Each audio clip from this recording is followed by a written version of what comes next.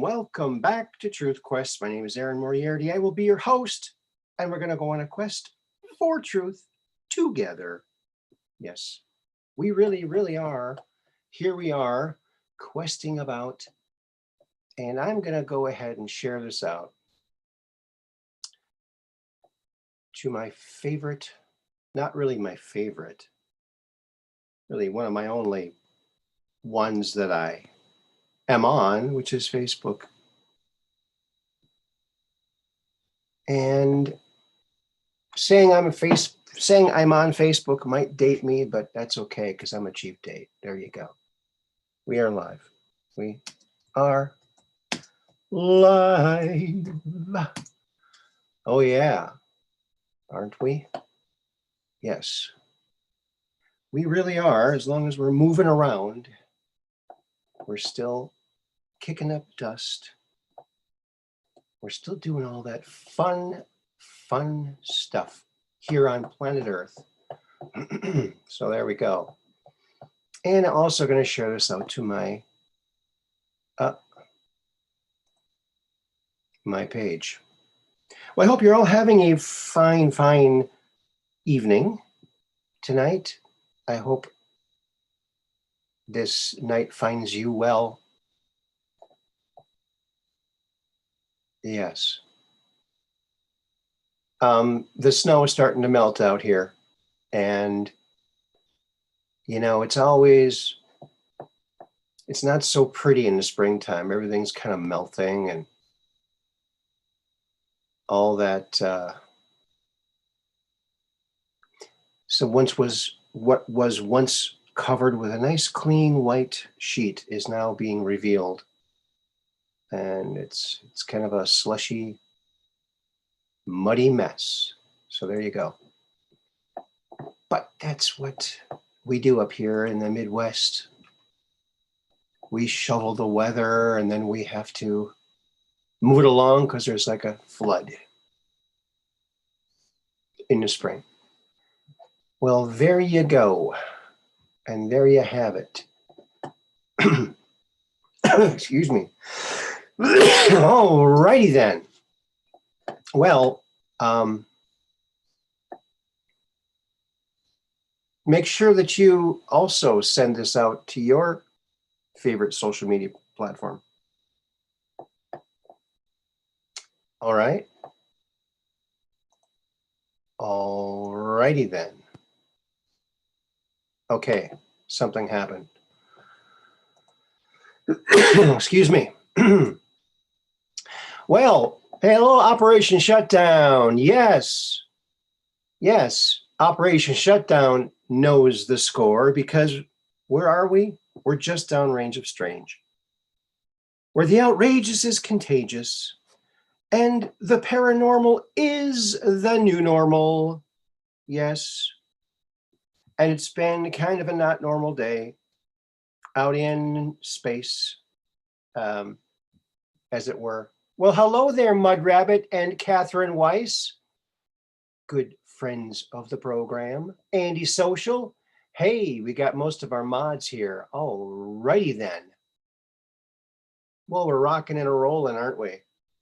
Well, Corey Good had his second of 3 interviews today with a gentleman named, what was his name? Jesse Hall. So I watched that earlier, and that was very interesting. I recommend it. And go give him a little follow too on YouTube. He's only got, it's the missing link. Let me see if I have that up. Yeah, here it is. So this is the second live interview Corey has done, second interview he's done in 2020. The first one was our show, The Truth Quest. And so here's this young man's show. So give that a listen.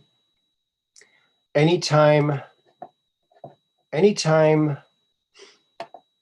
Corey is interviewed, you'll learn more about his amazing experiences. I mean, it's really quite amazing. We learned today from that interview that, so he's been on 3 total 20 and backs. You know, when he first started this revealing of this information, he only could remember one of his 20 and backs. Apparently there was 2 others. And now he's got about 80 to 90% of his first one, I think he said, and about 30% of the other 2, and they're kind of bleeding together. So it's taking some work to sift through those ghost memories. Very interesting. Very interesting indeed. Hello, Jason Roberts. All right. Yes. Uh-oh, something's up here. Yeah, I gotta go check something here. Something is up. Something happened with the title of the show. I gotta see if I can fix it. See if I can fix it. I don't know how that happened. Let's just do that. Yeah.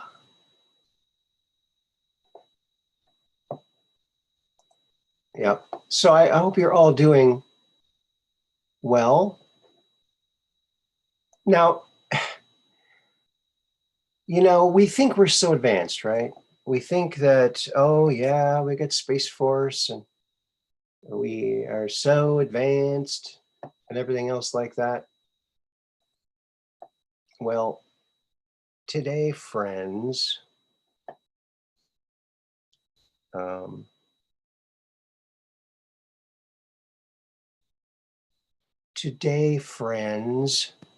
on a second. I got to do one other thing here to make this work. Okay, I think I fixed the title. I had some numbers before it for some reason. I don't know what that's all about. But we fixed it. So scientists discovered something today. And here's my big beef about when people think that we're so advanced. Well, maybe, you know, the secret space program's advanced, but certainly our science or science isn't so advanced. Not as much. So let me see if, yep, it changed. Good. That worked. That worked. Good. And it's still working, it looks like. All right. Well, let me get this picture up so I can talk more coherently about what I'm talking about. Here it is. So scientists discovered an asteroid. Check this out. So scientists, asteroid half the size of a giraffe strikes the Earth off the coast of Iceland just 2 hours after it was discovered by astronomers. Now, wait a minute. Now, is that all we got? Just a couple hours of time before? See, this is what we need to do. We should have some kind of sophisticated system that can detect these things way before they get. And since when did we start using giraffes as a measurement? Hey, how tall was that house? Oh, tall as a giraffe and a half tall. Yeah. Who uses giraffes?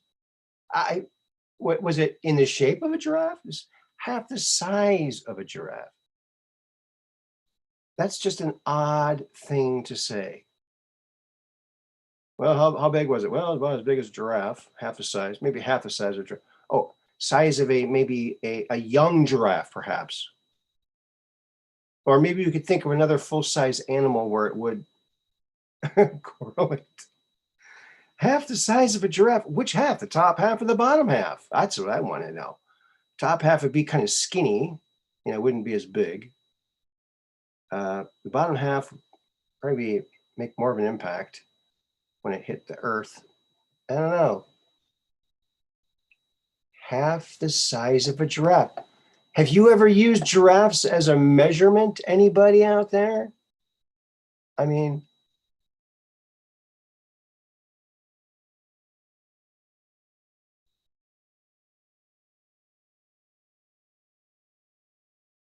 oh, okay, mud rabbit. Shouldn't that be more like a bolide? I thought asteroids were named as such because they're very big. Well, yeah, good point. You know what? And I just saw this. I didn't really double check it. I just said, hey, this looks interesting. Let's check this out. So maybe it's just a LARP. I don't know. Someone wanting to get giraffes in there for measurement. Maybe someone, it's their life goal to get giraffes used as a common measurement tool. Yeah, I make a garage about 3 giraffes long and 2 giraffes tall. Right? I can see that. Or a meteorite, yeah. Half the size of a giraffe. I'd like to see, I wonder if they can recover it off the coast of Iceland. Seems they can track it pretty good. They should be able to find it, hey?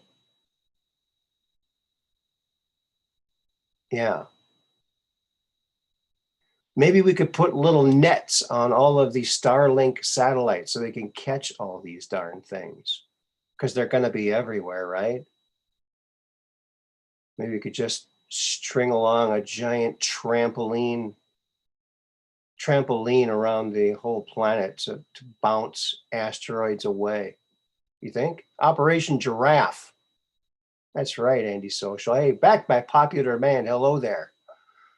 Welcome to the program. Two Legs Cyborg. Hello there. Welcome to the program.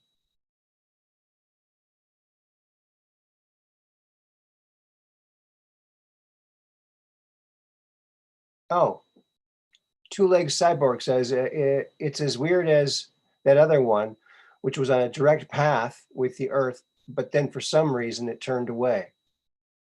Forgot what channel it was on, or if it was an asteroid or a comet. That wouldn't be Oumuamua, would it? Corey had something to say about Oumuamua too, apparently. Fantastic story, actually. A very fantastic story. Giraffes are measured in hands? Well, there you go. Interesting to know. Hello, thanks for the wave, back by popular demand.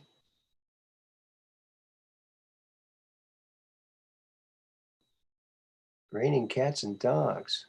That's right. Yeah. Hi, sorry, I'm usually a silent viewer. That's okay. Lurkers are welcome.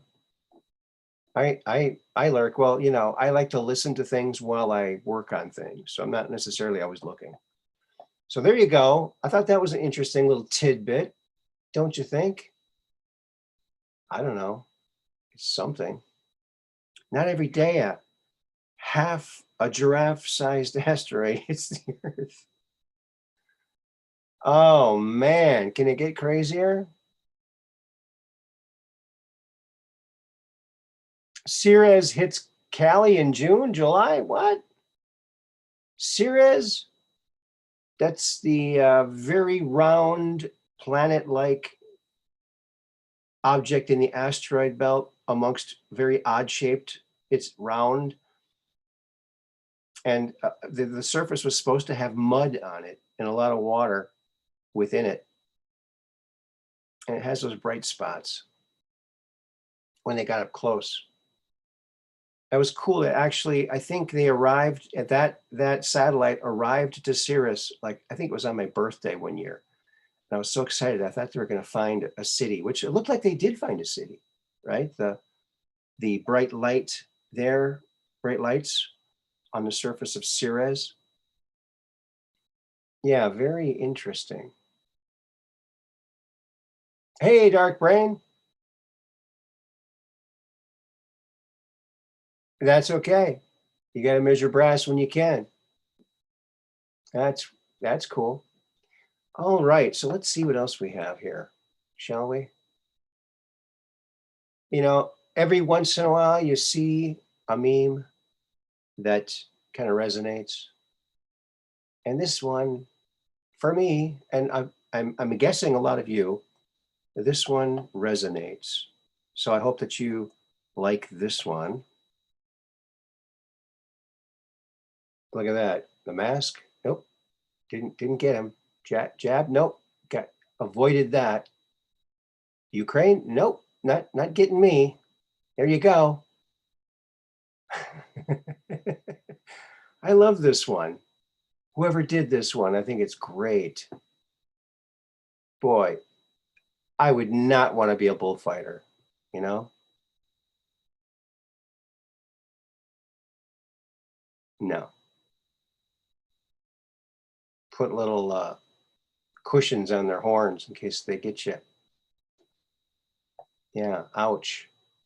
But there he is, avoiding everything, avoiding all the drama. It's what you got to do these days. You got to like do some crazy moves to avoid some of this drama.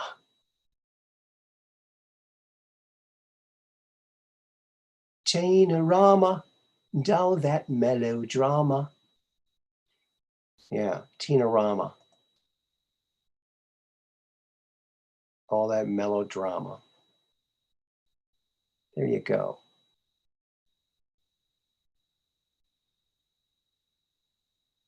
Yeah, all right.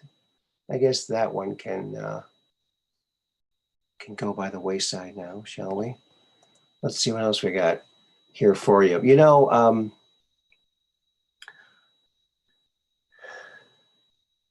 when you think about how our civilization has advanced, we forget what accomplishments we made in the past. They're pretty miraculous. Take a look at this. From 1883, 1883. Look at that. It's in Montana. And it's a wooden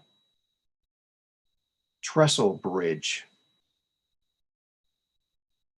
226 feet. 800,000 cubic feet of lumber, I think they said. Incredible.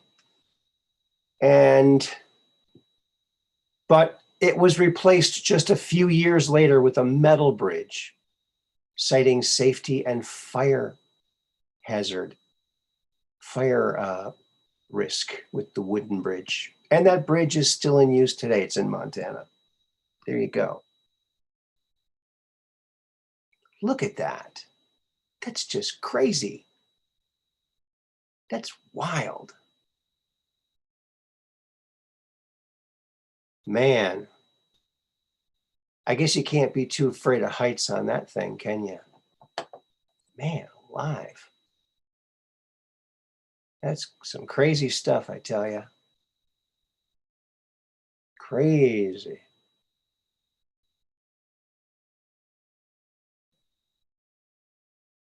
That's the way it was many years ago. Took 150 men to build that. Think about that. It was replaced 3 years later by a metal bridge. I bet those workers were like, oh man, it was still good. All that work. Right? Yes, that is an incredible bridge. I can't believe that it worked. You know, it's amazing. Look, Ma, no guardrails. Yeah. Oh man, just think a flood through that valley or something. Oh my goodness, what something might.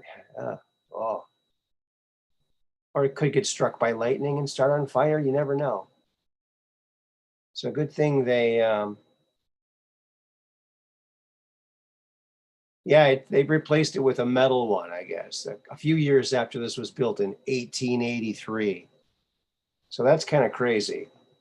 That's when I look at some of the things that people did a long, long time ago. It's like so amazing. These little teeny people can make these big things.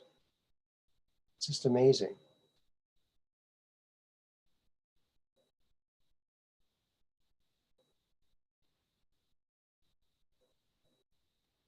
Time flies, yes. It sure does, Rosetta Stone. Yeah. All right.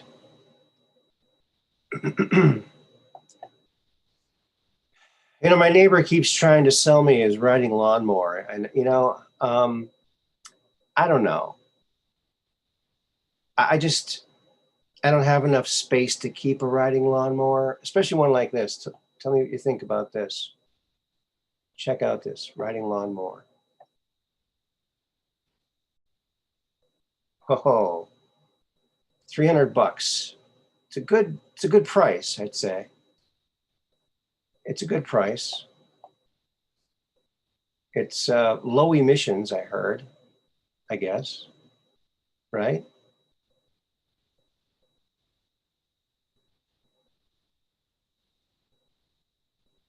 There you go. How do you like that? The riding lawnmower.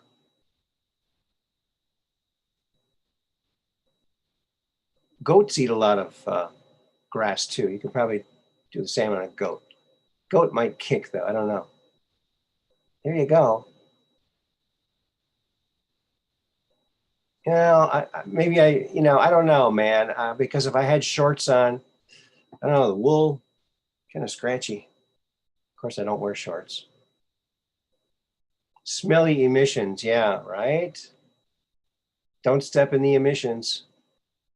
Careful. Watch your step. Don't step in the emissions. Speaking of what kids call different things, when I was a young lad and I had an older brother and a younger brother, my younger brother, um,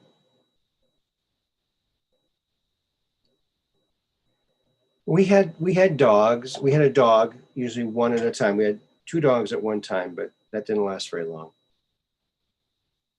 But so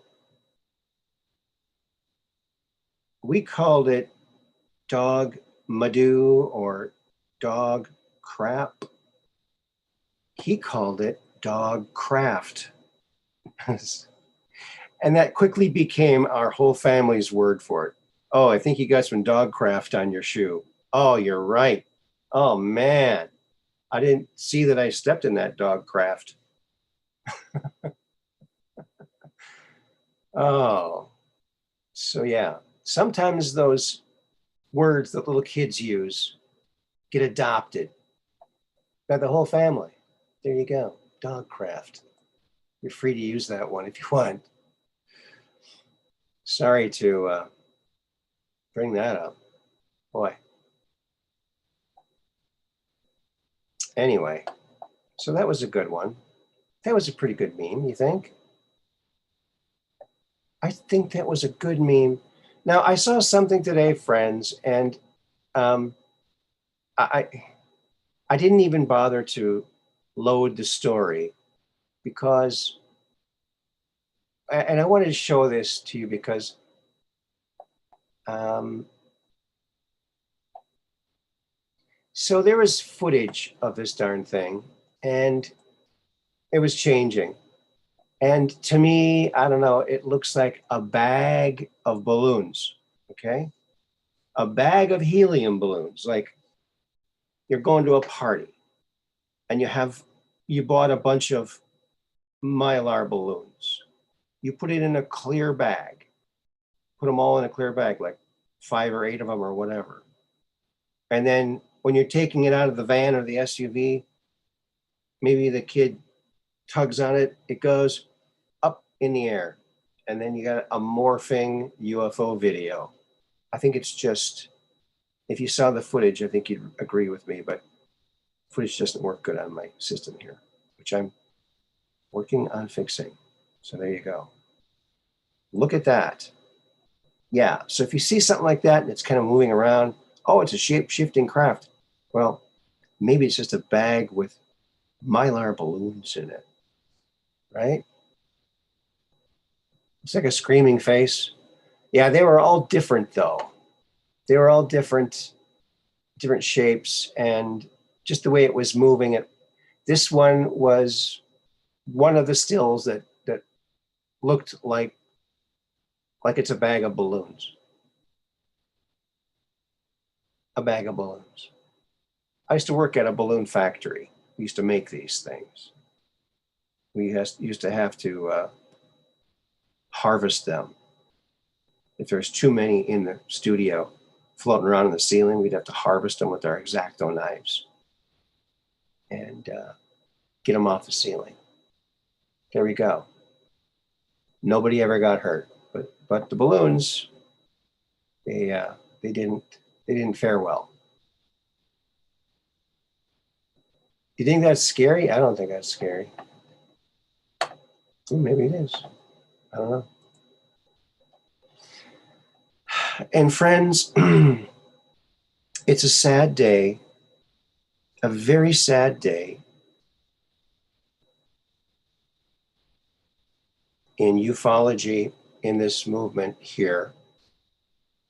Well, it was actually a sad day a little while ago, but I just found out last night.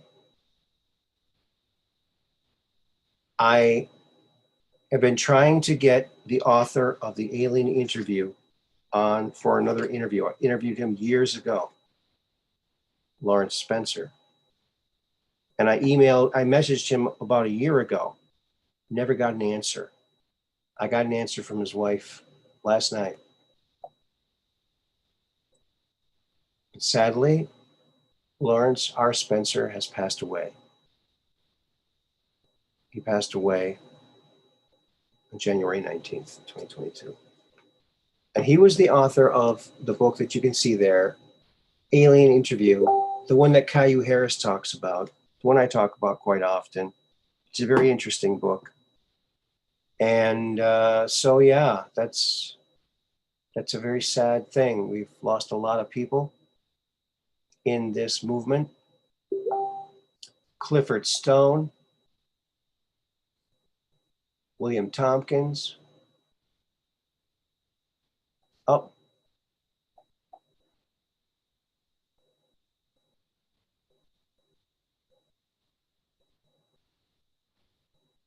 Oh, okay. I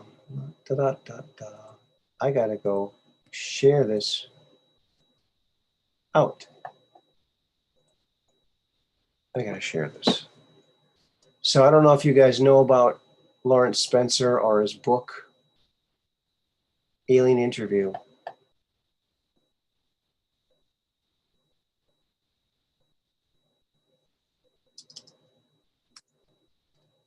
But it's a fascinating read. And he's got it on the internet for free to read, to download. So you might want to go and download it. I don't know how much longer it's going to be up, if his family's going to keep it going or not. I don't know. It's not the only book he ever wrote. He wrote a lot of other books. But he didn't actually write this book according to him.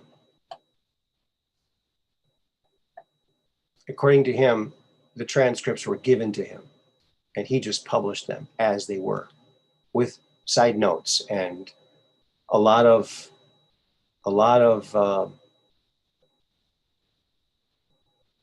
a lot of his notes on researching the material in this before he published it.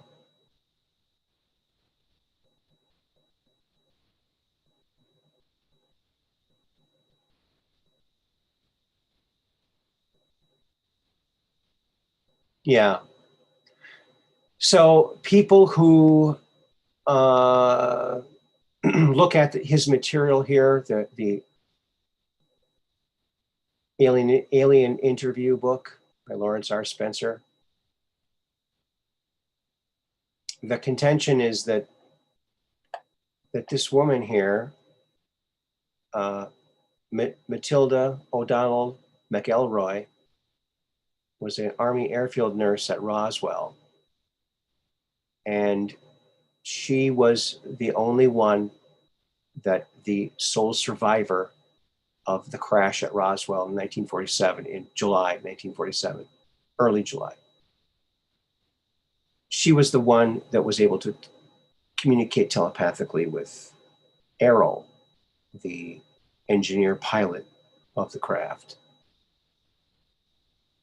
So she sent him all this stuff because she wasn't sure if anyone knew she had this stuff, and she wanted it to be in the hands of someone who could do something with it, because she never was able to do anything with it because she was watched so closely.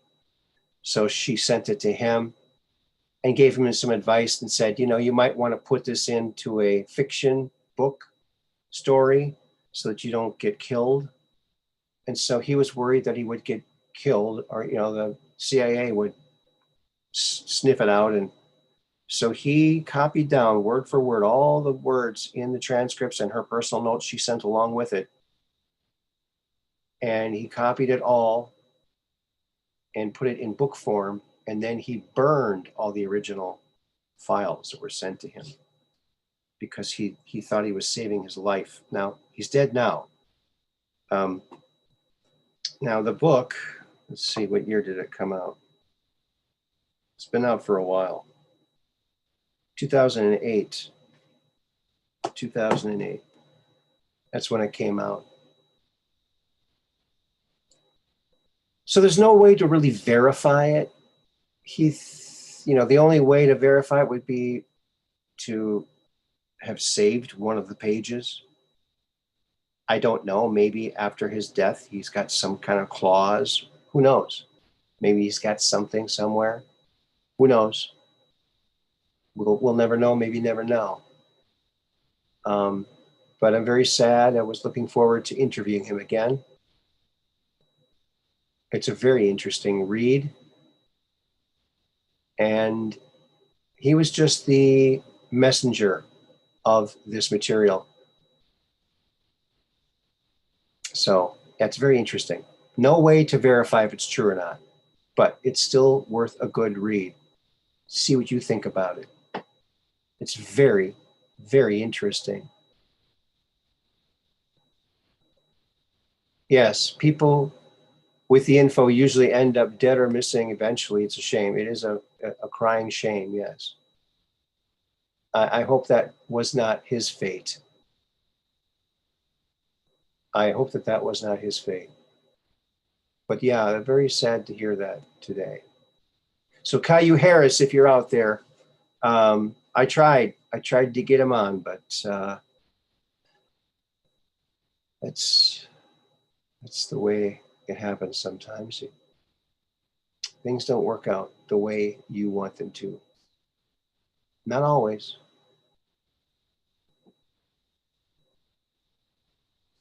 Yeah.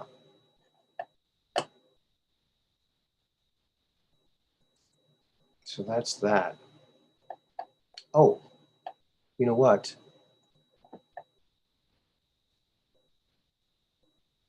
The Zoom meeting info. Let's get that over there. Copy. Paste. So if you have an inkling to call in, you may. Talk about whatever you want to talk about. Sorry about that sad news, but I think it's a pretty important book. Can't really say that it's definitely true. It's as a possibility of being true. I guess that's how I look at a lot of things. And that's kind of how you have to look at things, because who knows what information we are going to run into in the future. But yeah, very interesting book. 17 watching now, great number. Hello, Marby Jeter. Good to see you here.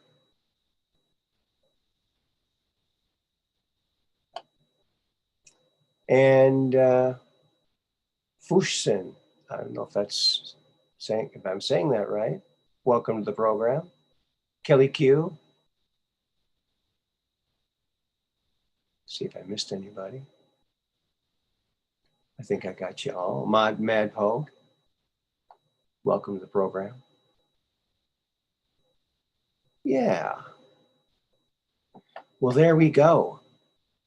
So there's going to be one more Corey Good interview coming up. So that'll be good. And that will be good. Watch out for that. Go to Sphere Being Alliance YouTube page, sign up, go to their social media. It's ascensionworks.tv, and sign up there. It's like it's kind of like Facebook. It's really they're just starting it, so you can get in on the ground level there. And so there you go. It's fun. Oh, Marby is a pal of mine for another channel. Okay, Mud Rabbit. Yep, you can bring as many friends as you want. It's unlimited. Unlimited, everybody. Yeah, and we're glad to have you here. And everything else like that. So, I'm going to get, remember when you hit the thumbs up, the number that you get is your lucky number for a week. So I'm going to press it and get, well, I'll get 16 or 17, depending on if someone else clicks it before me. 5, 4, 3, 2, 1. I got number 16. So someone's going to get 7. Someone got 17. Someone waiting for me to do it. You got it. You got the number 17, somebody, some lucky person. So for a week, you have a lucky number. How lucky is that? No other channel offers you lucky numbers like this one does. Or maybe they do. I don't know. I haven't checked all the other channels. We'll have to check, because I think that's a good thing to talk about. Oh, that was you. Okay. Fushsin. Fushsin? Fushsin? Fushsin. I'm not going to say that 3 times fast. That's for sure. Yeah. It looks like it could be German? I'm not sure. But I love seeing people from all over the world in the chat. The world is getting smaller, friends. It's getting much, much smaller with every day that passes. Hello, Kara. Lightwing. Welcome to the program. Awesome. Very cool. Very cool. All righty then. Let's see. What are we doing here? We talked about that. I'm going to be watching Zoso Dude to see when he puts this picture in his little intro. Where is it? Oh, it's over here. There you go. That's the Zoso Dudes mystery ship shirt that I got the other day. How do you like that? And you know what else he sent me? He sent me a hat. He sent me a hat. And guess what? I don't wear hats. So guess what? I got a hat to give away. A Zoso Dude hat. How do you like that? Just paying it forward, paying it forward. I just keep paying it forward there, baby. Let's see. I'm going to open my participants box so I can see if someone calls in. So here is the hat. Look at that thing. It's got the logo. It's a color logo. The shirt is just black and white, but this is the color logo. Yes, that's the infamous mystery ship. Right? So how do you like that? And maybe you want to win this baby, huh? It's blue and white. It's very stylish. It's got the mesh on the back so you can wear it on hot days. But there it is, the mystery ship.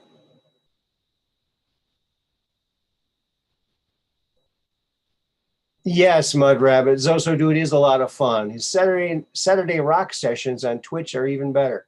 There you go. You got to itch that Twitch. I think that's what he says. Zoso knows that your hair is your hat. Yes. Yes, he does probably, right?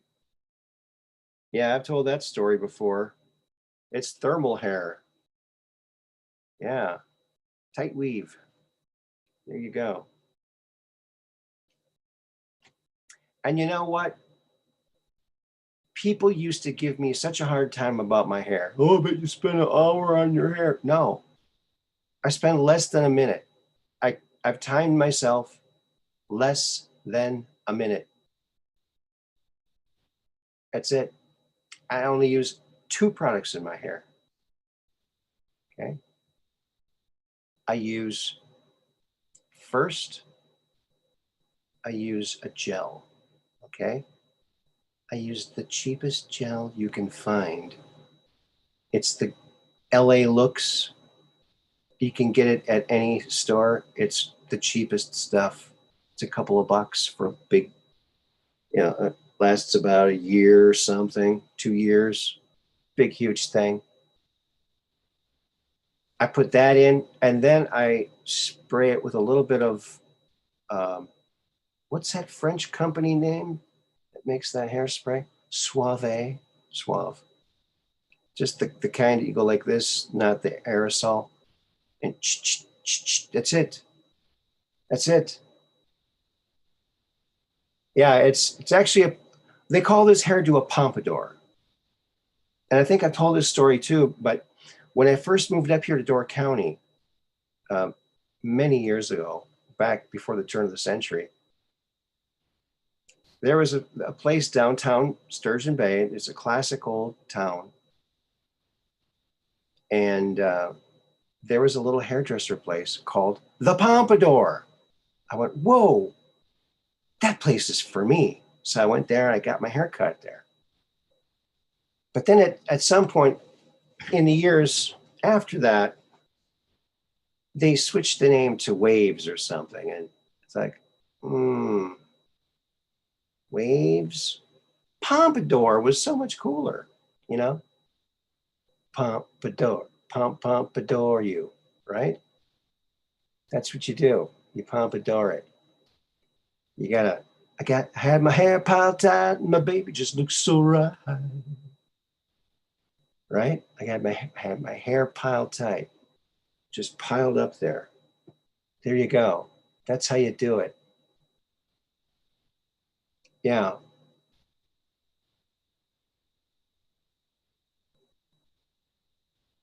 It's, I get comments on my hair, mostly from guys. One woman did just compliment me the other day. she said, boy, if I was a guy, that's the way I'd wear my hair. So yeah, I can't believe everybody isn't wearing their hair like this. I mean, there you go. Nowadays, people don't know what pompadour means. Probably not. Yeah. Rock this town. Stray Cats. Yeah. Boy, the Stray Cats, man. They were rocking it. They were rocking it, man. Rockabilly. That's where it's at, baby. Yeah, they were great. They still are great. I mean, I don't think they're together anymore, but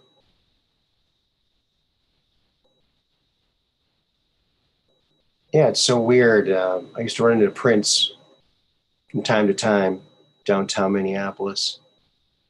And now that I don't live around there, Brian Setzer lives out there. So, wow, seems to be a magnet for great guitar players and performers. So, there you go. There you have it. Oh, yeah. Um, so, okay, well, let's go over here. And I just want to show you folks, this is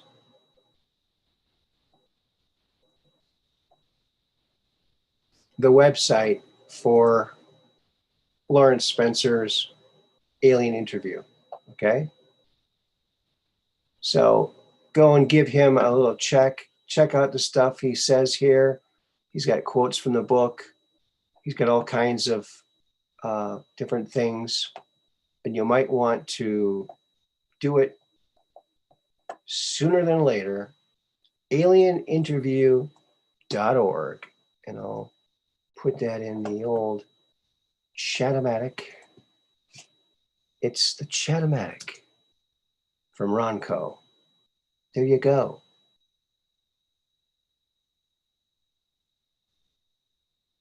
So there's that for your viewing pleasure. Also, I got to thank Sandy Sue 22 for sending me a video today. And I got a little clip, a little picture of it that I want to show you. Oh, where did it go? There it is.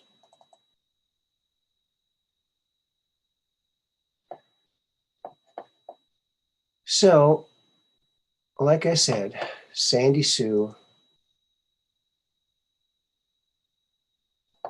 sent me a video. And here is, I just took a screenshot of what the video looks like. And it's Elvis, the Legend of the Jeweled Cross Pendant. And let me tell you, it's a spectacular story. If you're all interested in Elvis, like the guy behind the legend, the man behind the legend, this is incredible. This beautiful cross, this tourmaline cross, there's a really cool story behind it. What happened was I think it was 1973, Elvis was doing a concert tour, and he ended up playing 3 times in Atlanta, Georgia. First time, these 5 women got chosen to go meet Elvis backstage after the concert. So they went to meet him, and he was sitting in a chair. They were sitting on the floor around him in a semicircle, and they just talked for 2 hours. And he was a really nice guy. He was easy to talk to, and they just had just a wonderful time. And his girlfriend, Linda Thompson, was there. They didn't even notice her at first, but it was all very wholesome. And so they left, and they were just so tickled that that they wanted to do something for Elvis. Just saying thank you wasn't going to be enough. So they went to the store, Rich's department store, and they found this cross pendant. And it was amazing. You know what? I wonder if I have the,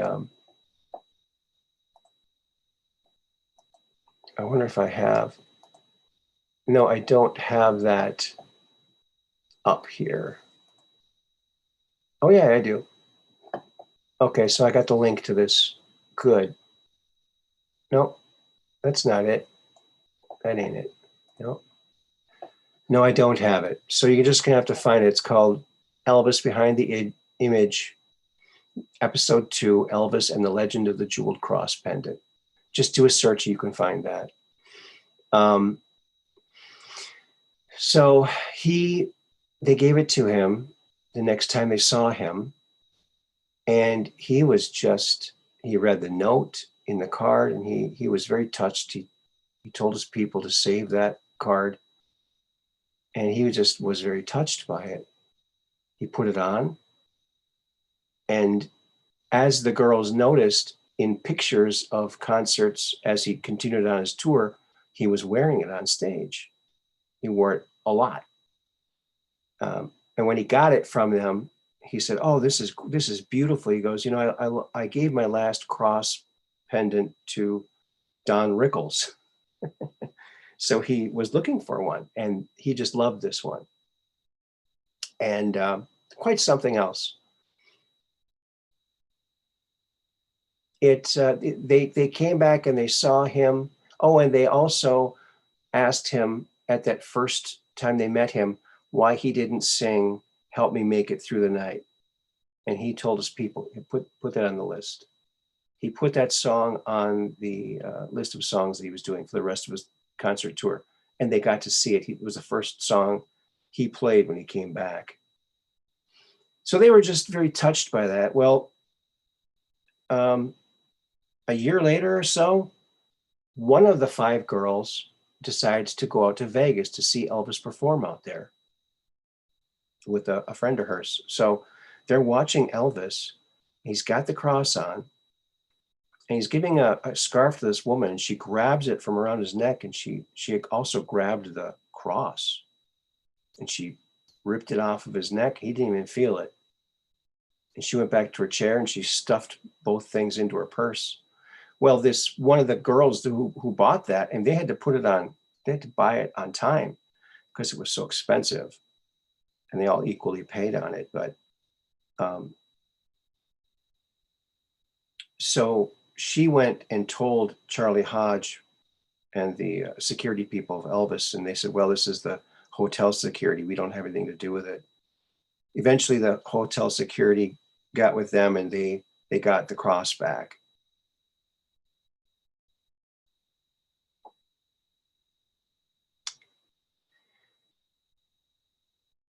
So, but the story doesn't end there.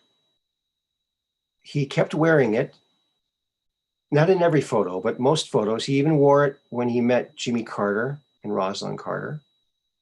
There's a picture of them he's wearing it. He did a concert in a little town. I can't remember the name of the town, but this small town, and he did this concert there.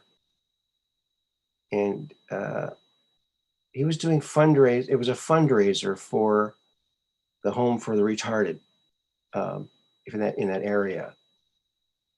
And this woman went there with her 2 kids, and I think her daughter was like 5 or 6, and she was holding her up on her shoulders, and Elvis noticed her and gave her permission to sit on the stage for the whole concert.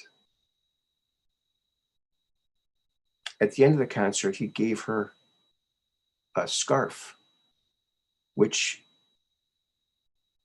someone grabbed from her and was yanking it. it was tightening around her neck, like it was strangling her. So the guards came in, or the security came in, and they got the scarf back. And Elvis noticed the scuffle, and he came over and he gave her the cross.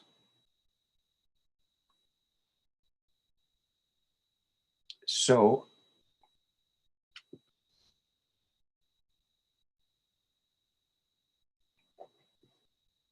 I just think that's a great story. And what happened was the cross gained a lot of notoriety because it was sort of alluded to in Dick Clark's Elvis Presley movie with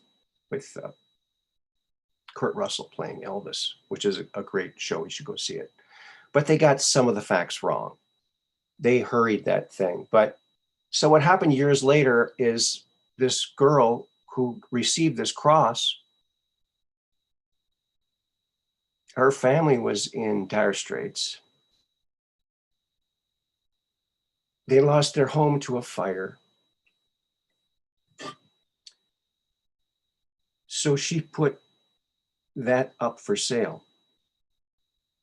Now, the guy narrating this bought it, and it's on display in a museum. So, and they got enough money to get through that hard time. So that's Elvis paying it forward.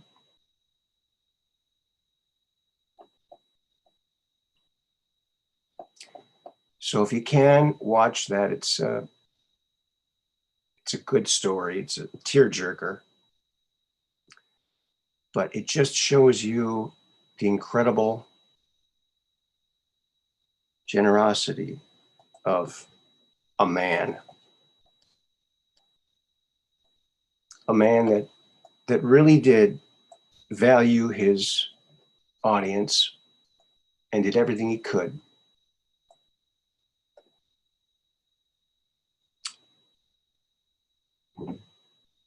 Yes. But actually, she was kind of happy because now it's not just sitting in a safe deposit box somewhere. And the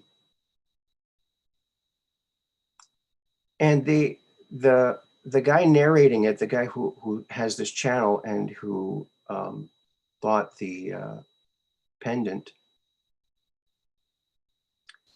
he got a hold of two of the women who were the original of the five, that maybe two or three of the women. And he contacted them and let them know that he had it.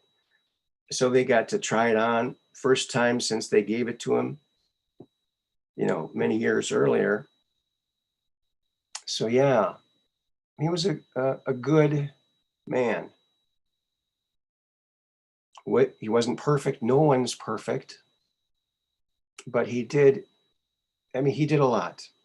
He made so many people feel so good.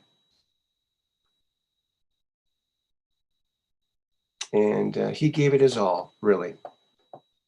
So if you want to call in, let me know, and we'll get you set right up to do that. How's that sound?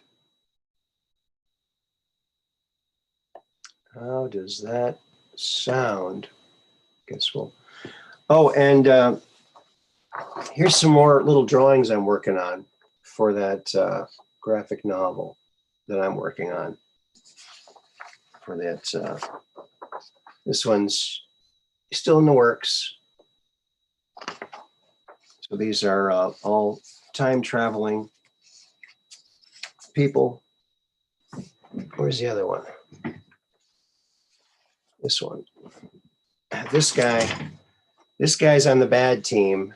His name is Slither, and he's a former, his ancestors were dinosaurs. And so he joins the dark side, the Eric Thorne's team, Colonel Carnage. So it's not good. So that's why I have to assemble this team of good people to battle. It's a battle that rages through all time, through all millennia. It just keeps going, keeps on going. So that's what I'm working on. One of the things we're working on, along with the Awesome Possum, which is nearing completion a little bit more every day. Working on it a little bit every day. Working on the, this is the book. It's mostly done. I just have to do some tweaking on it. The Awesome Possum. Fear not, because the Awesome Possum is here. See, there he is. Awesome Possum. And there it is. And anything green is going to be see-through on here. So that's see-through. And there's a lot of green in here. Here he is sleeping. See how he sleeps? Now the green leaves are clear. They're looking clear, like you can see through them. It's just a matter of the green screen. So that's fun. Awesome Possum. And I should have that boy. When am I going to get that done? I don't know. I keep working on it. Keeps feeling like it's almost done. And then, oh, yeah, I got to do all that. Oh, yeah, I got to do all that too. Oh, so when you're the only guy working on something, it takes a little bit longer. Oh, thank you very much. Those are some awesome drawings. So thank you. I'm working at it, just working at it. And of course, I've shown this before too, but here is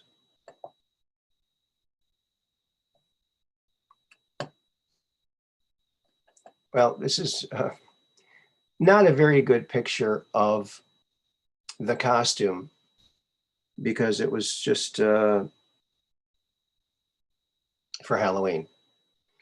But this is the time traveling superhero.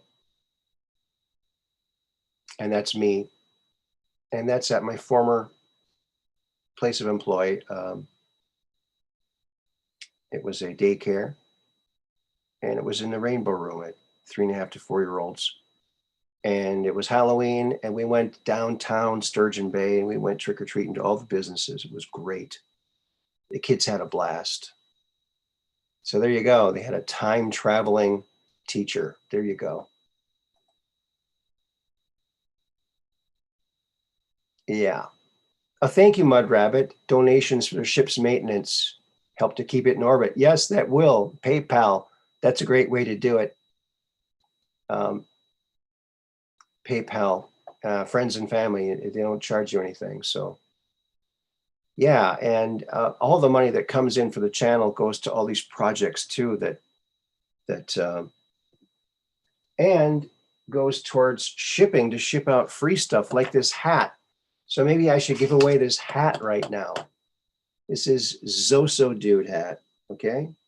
It's not a Truth Quest hat, but I'll throw some Truth Quest stickers from Artist 61.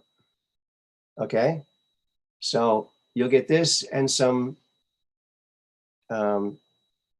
Truth Quest stickers and maybe something else like a surprise, possibly. So let's see.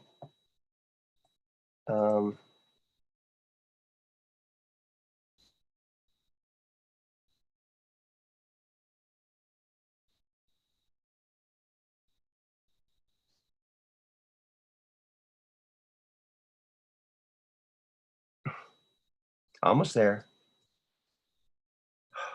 Why do I have such a long email address? That's still an amazing costume. Thank you. I made that costume in one night, believe it or not. Okay. The second one to email me at Hot Games and Puzzles. LLC. I'm sorry. Hot Games and Puzzles LLC. See, this is what happens when I multitask. Discard that one. Oh, I'll do it right here. It has to be a LLC at the end at gmail.com. So disregard the first one, only do the second one. I think I can get rid of this one.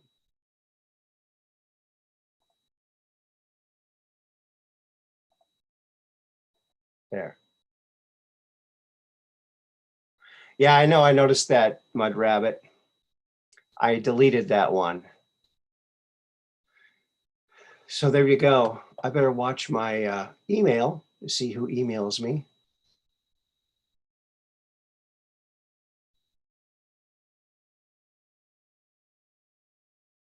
No email yet. All right. So this fine Zoso dude hat. You'll be the envy of everyone on your block. You'll be the only one on your block to have one, unless you have another Zoso dude winner on your block. I guess I can't guarantee that because he gives away lots of stuff. I don't know how he does it, but he does. So in the given mood, we're in the giving mood here. So the second person to email gets it. Got it? Get it, got it, good. And I'm looking, I guess I'm going to refresh it here because that's a refreshing thing to do.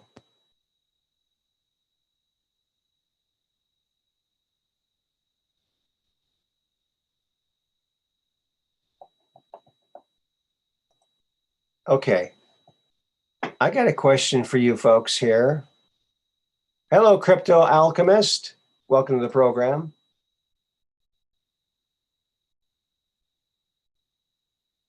I forgot what I was going to say. Never mind.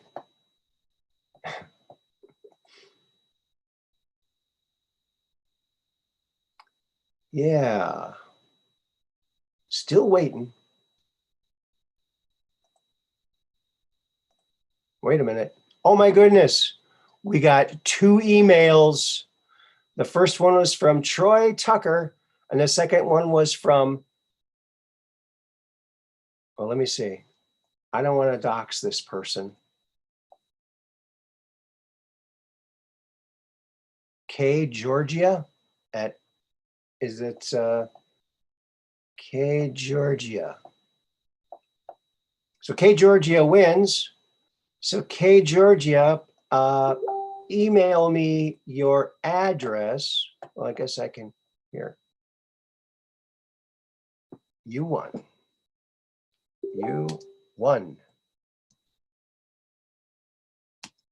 Send your address for shipping.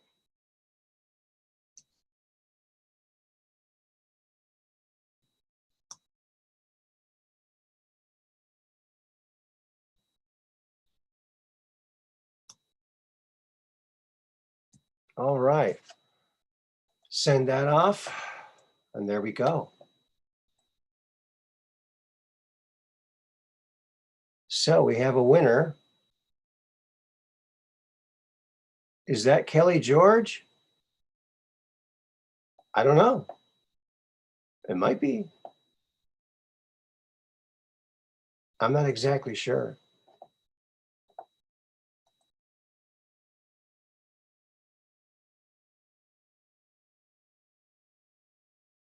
So we'll see. So you won the hat. I better write that down. Hat. So, okay, Georgia.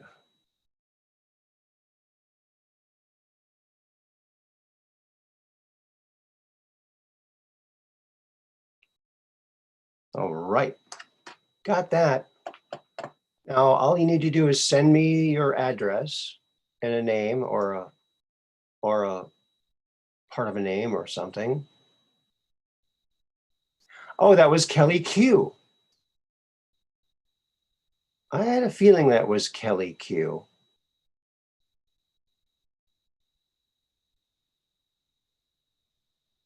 Yep. Yeah, there we go. So we have a happy winner.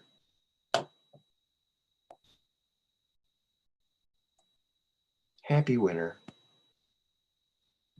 Happy winner. Okay, let's see. And so you're going to get not only the hat, the Zoso Dude hat, but also some stickers from Artist 61, and maybe, just maybe, something else. So there you go. And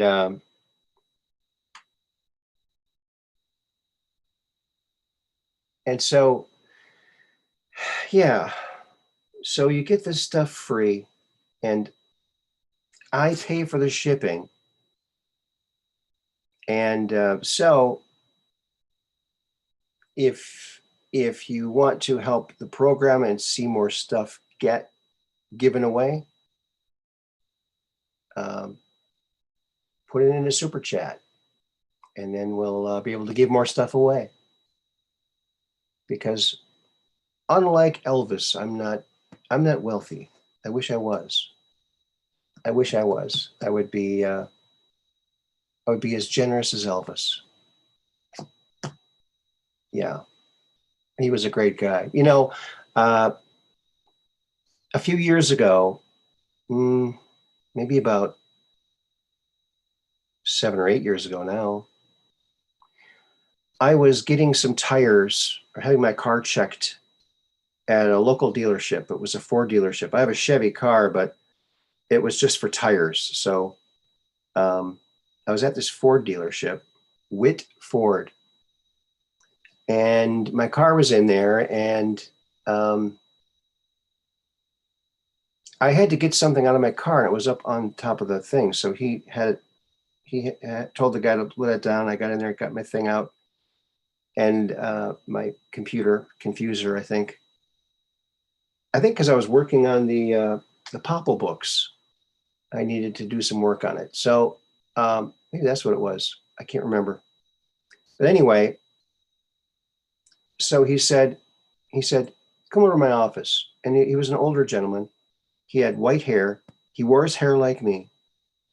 And he said, he goes, you do the Elvis around here? I said, yes, I do Elvis shows. He said, I want to show you something in my office. He brings me in his office.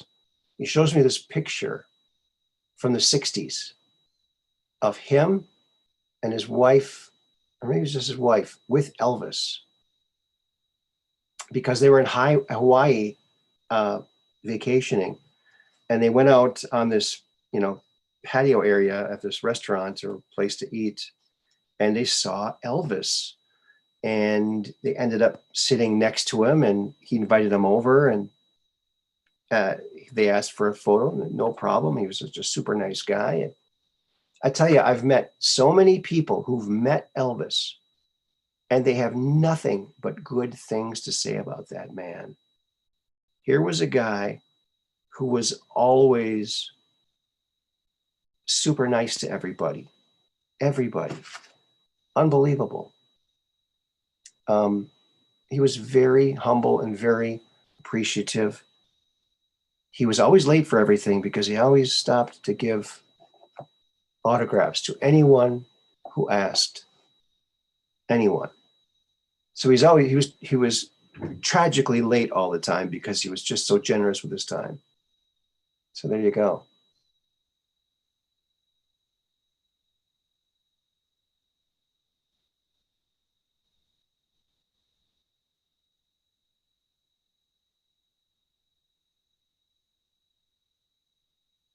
Okay.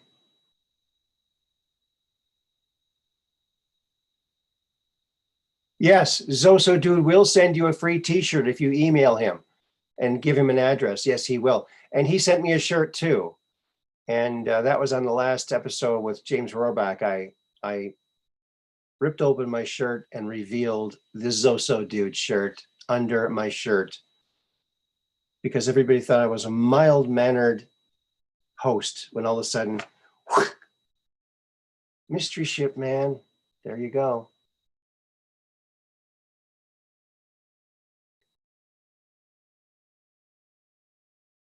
Yep, that's what it is. So feel free to call right on in if you want. Hello, Tammy Meadows. Yes, I remember the night he died too, Tammy.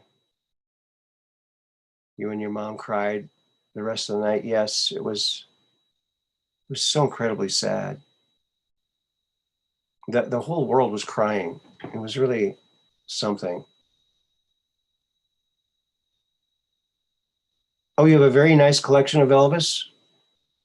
Oh, that's nice. That is nice. Yeah, I used to draw. I draw and paint Elvis. Maybe I could show you some of that stuff since it's kind of an Elvis episode.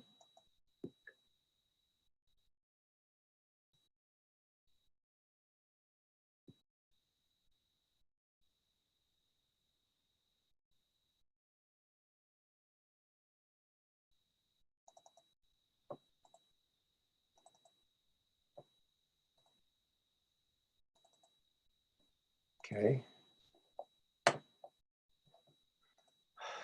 Let's see here.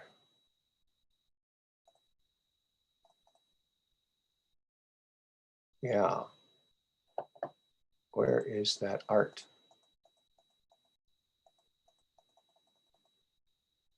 Hmm.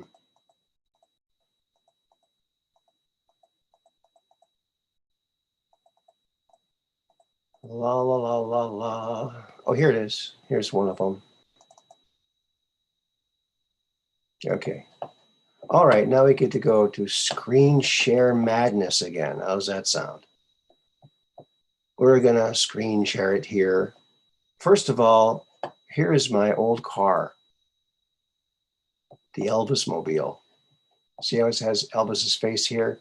It also had it back here in the window, kind of inside, kind of stealthy. But that was the Elvis Mobile. My kids and I painted the flames on it. You like that? It was a lot of fun. Whole lot of fun. So that's the Elvis Mobile.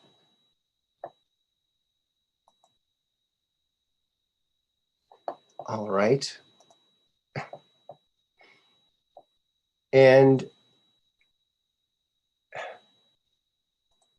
here is a picture of me as Elvis in New York City. Oh, it's pixelated. I'm unpixelated.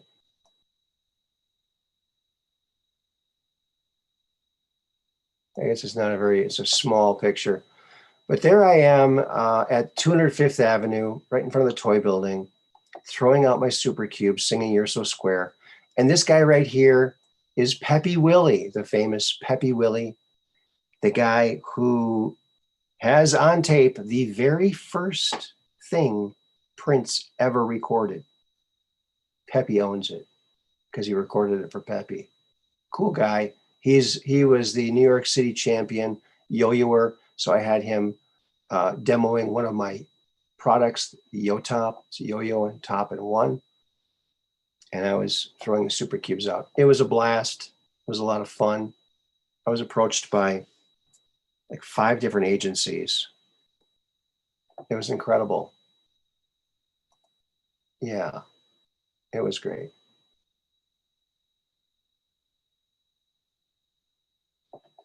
So that's that. And now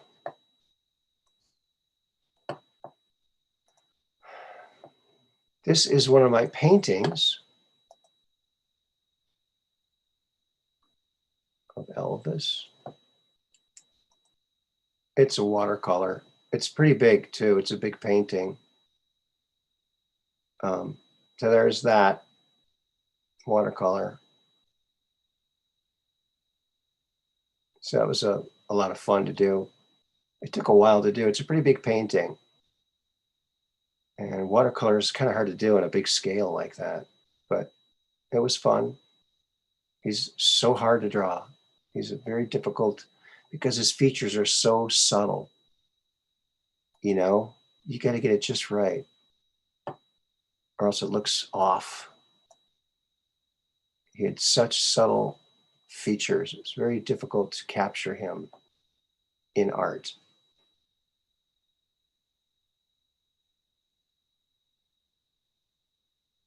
Well, I think, well, Tammy, I think that there's a pretty, I'd say 50% chance that Elvis faked his death. And that's only because of the Dr. Hinton revelations. So look up Dr. Hinton and then keep an open mind, because Elvis was ruled by numerology towards the end of his life. Numerology was, he was really keyed in on numerology. And if you look at the last suit that he wore, the sundial suit, it's like an Aztec design on his chest, this big round gold thing with spikes all around it. Well, that image is a mathematical representation of a date. And that date, that suit, that design on the suit through numerology represented was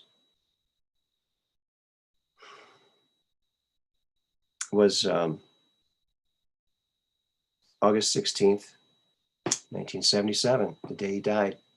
So he knew what day he was, that he was going to do this.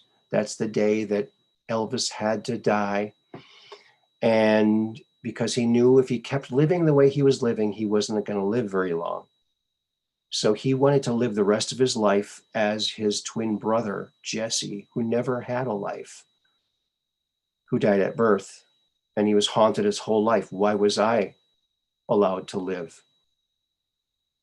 And his brother never had a life. So he wanted to live his life. He gave him an 8-page letter, gave him a DNA sample. The DNA sample checked out, gave him a bunch of jewelry that had a bunch of stories behind all the jewelry that only Elvis would know. And he gave him a photograph and a DNA sample. And I remember when I first came across that story and I saw the photograph and I went, no, no, no, that's not him. That's totally not him. But then I did a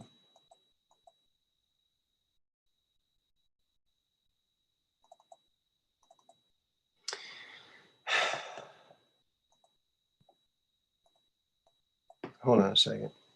I got to find this Jesse.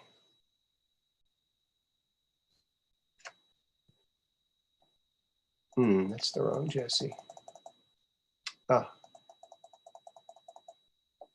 Jesse Elvis, maybe. No, it's not coming up. Anyway, sometime I'll find the picture, but I found this picture from 1976, the year before he died. He was on stage and he was in the same position of that photograph of Jesse. And I overlaid those two photographs with each other and I got chills. So I think there's a good chance that's actually him. I'll do a quick little search here.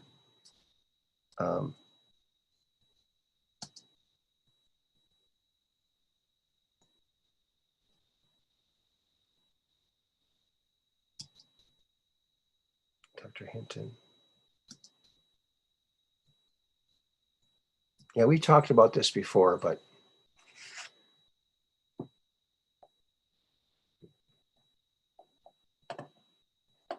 okay, images.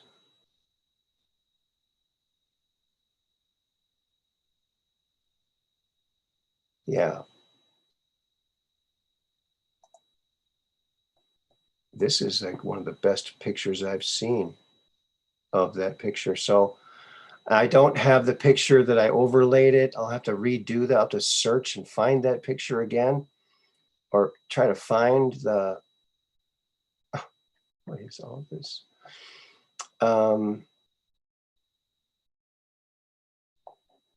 Yeah, but I found it.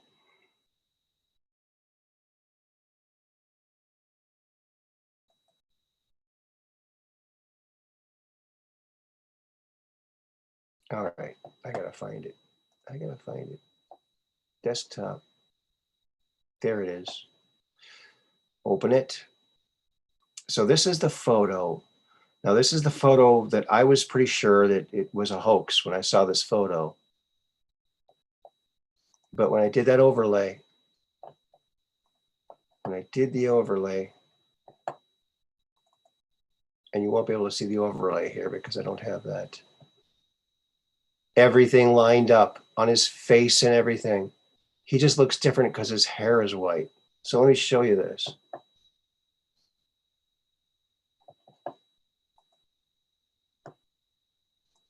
Here he is. This is Jesse.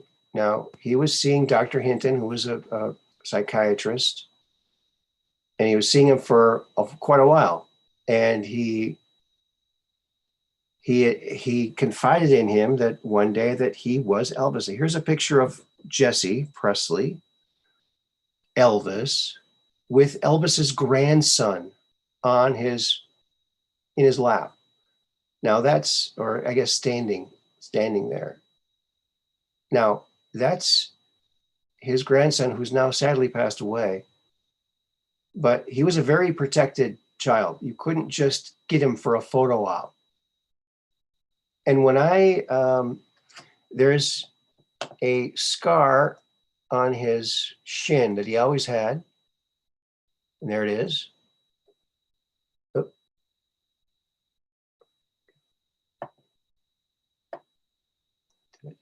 There it is.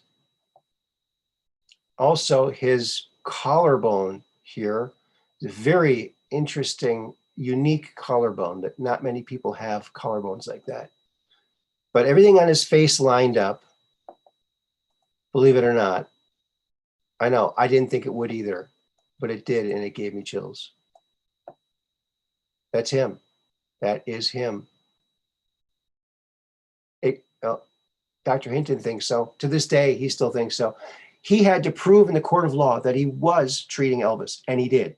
He's still a practicing doctor, and so he proved that he was treating Elvis. So, believe it or not, that might be him. So what do you think about that? Jesse Presley. And he gave him an 8-page handwritten letter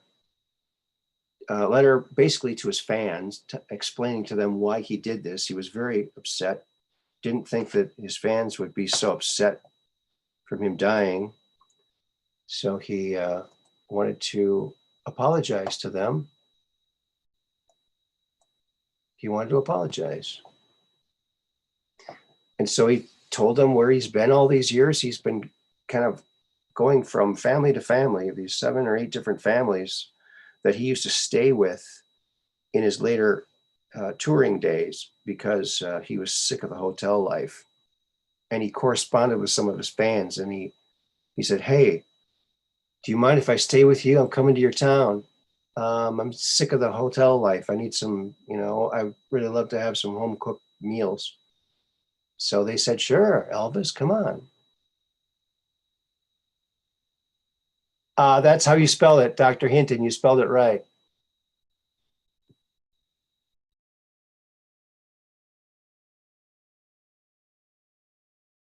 Yeah, that's how you spell it, just how it sounds, Hinton.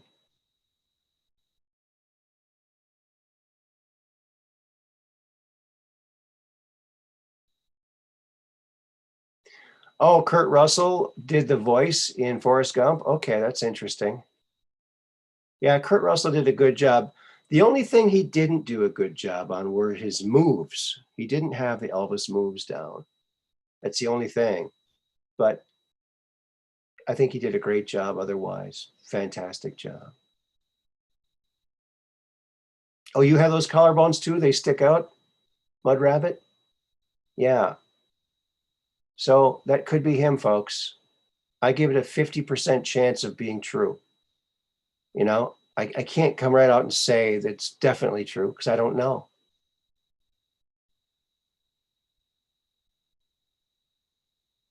Yeah, and he might have had some minor facial surgery. I don't know. It would make sense to do that. He did have um, plastic surgery before his movie with Carol with what's her name? Oh, Mary Tyler Moore.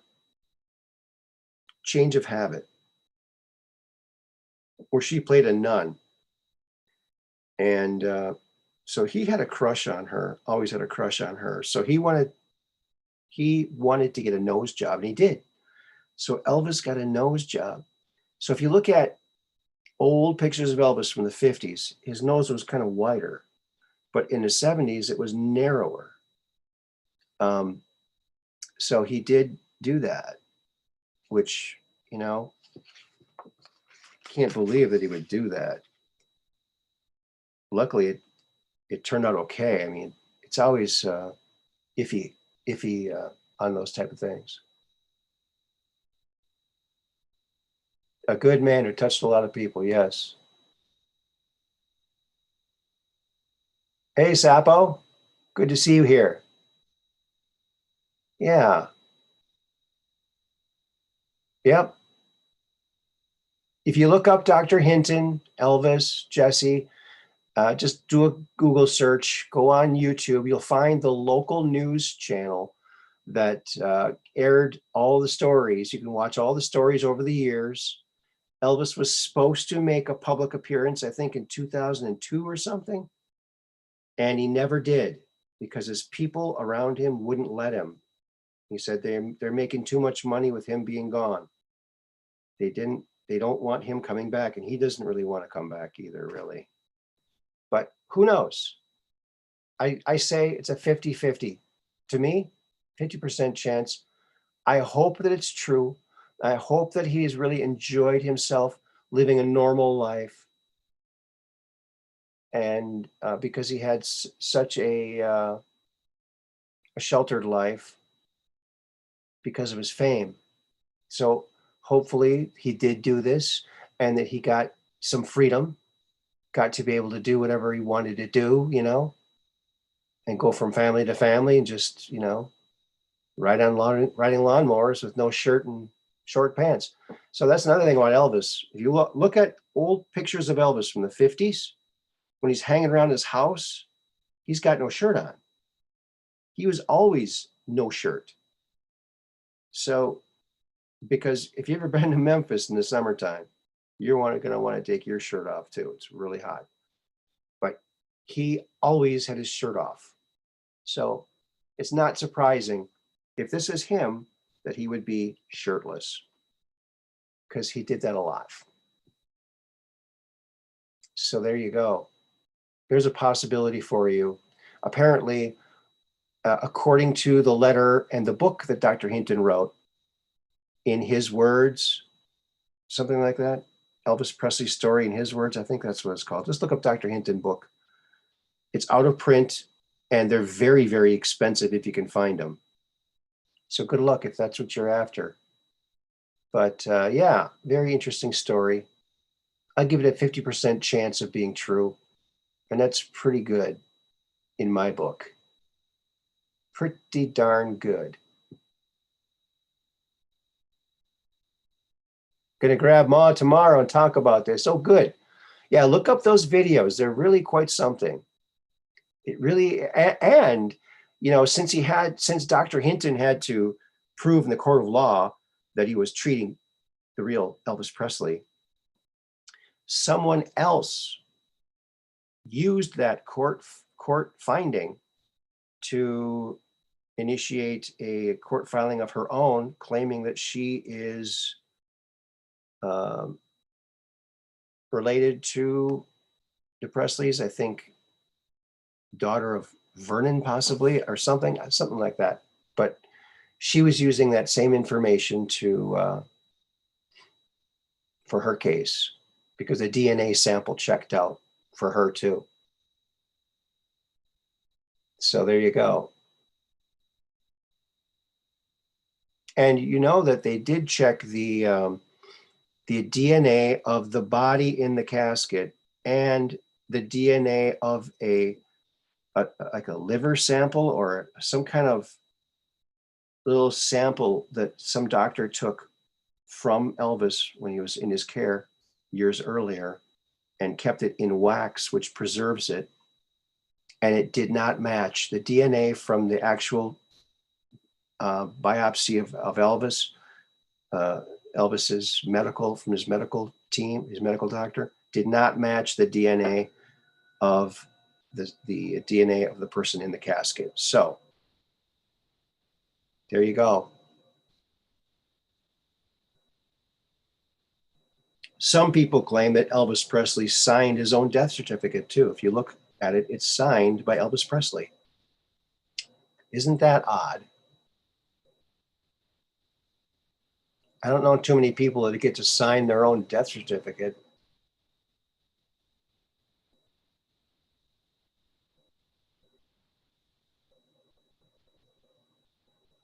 There you go. So that's Jesse. Doesn't want to be famous. He just wants to live his life as a normal person, a guy who had a famous brother. That's it. And if it is him, I'm glad he got time with his grandson, especially since his grandson's no longer with us, sadly. You're very sad.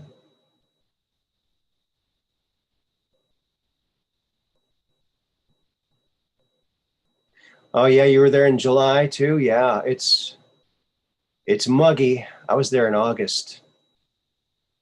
August, yeah, for Elvis Week, 2005. That was a lot of fun. A lot of fun. Oh my goodness. I got someone that's been waiting. I hope they weren't waiting too long. It looks like Kelly connecting to audio. Thank you all for being here, by the way, and thanks for sharing this out. I really appreciate you all, each and every one of you. And thank you to the fabulous mods who always keep it comfy. We got the best mods in the business. We got 4 of them now. Isn't that something? Yeah, it's so humid in there in Memphis. You can cut the humidity with a knife. Cut it with a knife.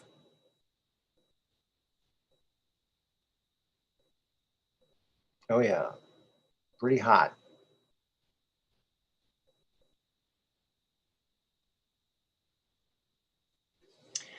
When I was down there in 2005, it was Elvis Week, and um, I was walking somewhere near Graceland, and there was someone asking questions, and they had a microphone, and so they were asking people to sing Hound Dog. So I sang a little bit of Hound Dog. Ended up on the news that night, along with some other people. Dark Brain, you're worth the kind words. You and Mud Rabbit and Catherine and Andy Social, great mods. Great mods. Looks like Kelly's still connecting to her audio.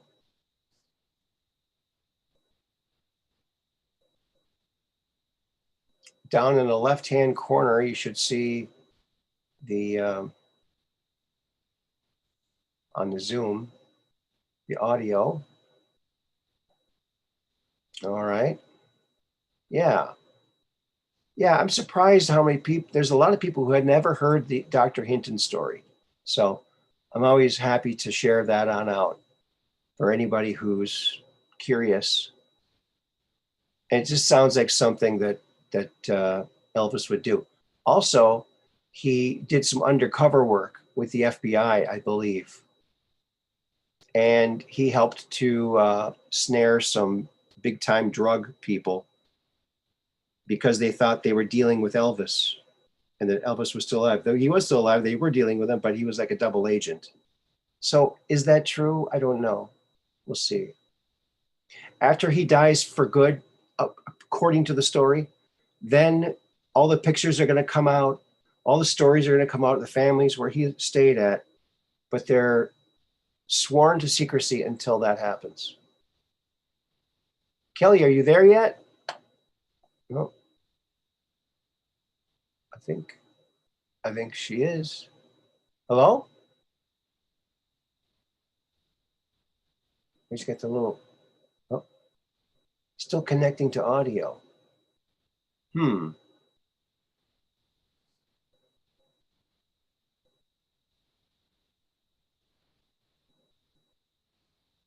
that's weird. Still connecting to audio, but she may be having troubles. Or maybe I didn't notice it soon enough and maybe she's not there. Oh, hello? Kelly? Hello, Kelly?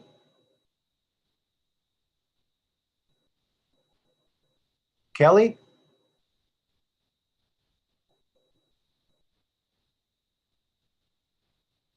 Hello?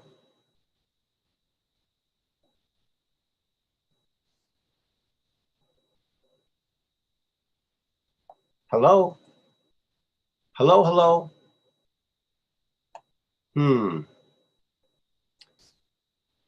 Let's see if there's any message in the chat. So Kelly is trying to get her sound to work. Just say something when you get in. Are you there, Kelly? Oh, gone. Oh, I need to get my PC, Kelly says. Okay. How does Elvis go undercover? I think with the help of the military or the Secret Service or FBI or whoever.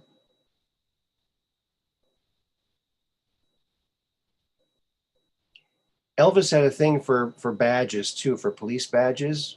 He collected them. And he was made honorary officer and honorary anything you can think of. He had a huge collection of badges and plaques. He was fascinated with that. And sometimes he would stop he would be the first person at the scene of an accident. Is everybody okay in here? Oh, are you Elvis? Yes. Is everyone okay in here? Yes, we're okay. All right. The police are on their way. That's what he did. He just liked to help people and to do things like that. So there you go. He even, when he was in Green Bay here, he had his limo people stop the limo and he stopped a fight. There was a fight. He stopped the fight. Same thing that Trump did. So some people thought maybe Elvis was on the Q team too. Could be. Could be. Could be. Hello, Maddie. Good to see you here.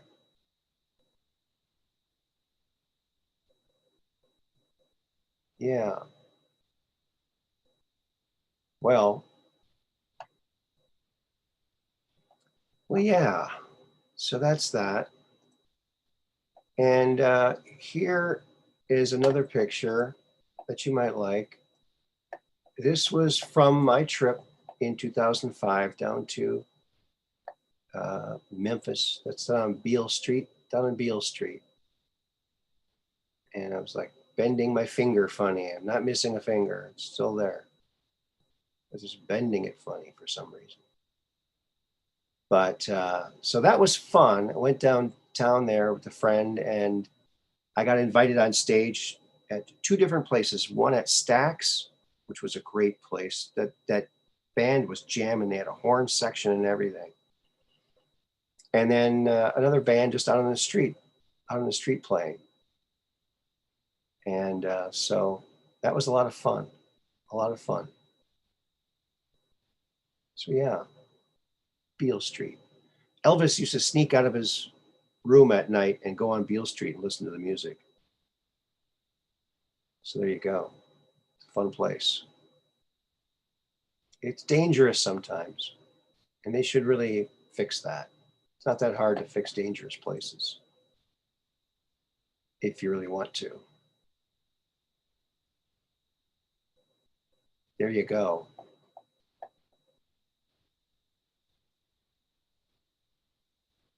That's that.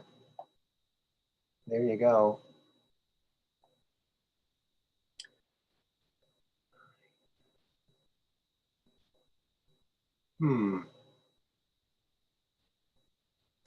Well, we'll give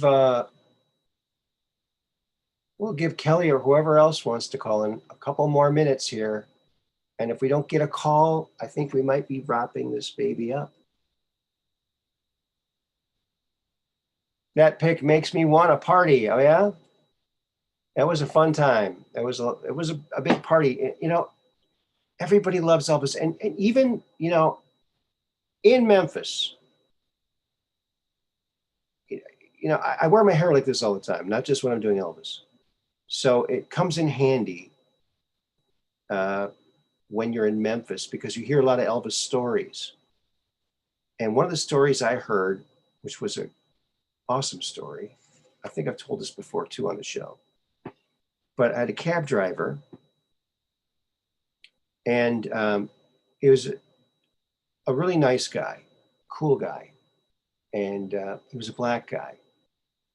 And so he saw my hair and he said, he goes, you know, my mom was a cook for Elvis, cooked for Elvis, one of his cooks. I said, really? He said, yeah. He said, he goes, we're passing this hospital. He goes, and that's the hospital where he used to stay. And you always could tell which was his room because he had tinfoil covering the window. And that was the hospital that he was pronounced dead in. And they've since torn that thing down. So it was in the process of doing that at the time, it wasn't in operating condition at that time, I don't think. But he said that one day his mom was done working and she needed a ride home. And so Elvis wasn't doing anything. So he said, I'll give you a ride. So he gives her a ride home to her neighborhood and lets her off. And there was a bunch of kids around and they didn't look very happy. And Elvis said to the woman that was his cook, he said, well, why do these kids look so sad? It was just Christmas not too long ago. And she said, oh, Elvis, a lot of these kids didn't get anything for Christmas. He said, really? She said, yeah. He let her off. A week later, a big truck came to that neighborhood, delivered presents to every single house on both sides of the block. Everybody got something. No word of who it came from. That's the way he did it. He didn't want the notoriety. He just wanted to do it.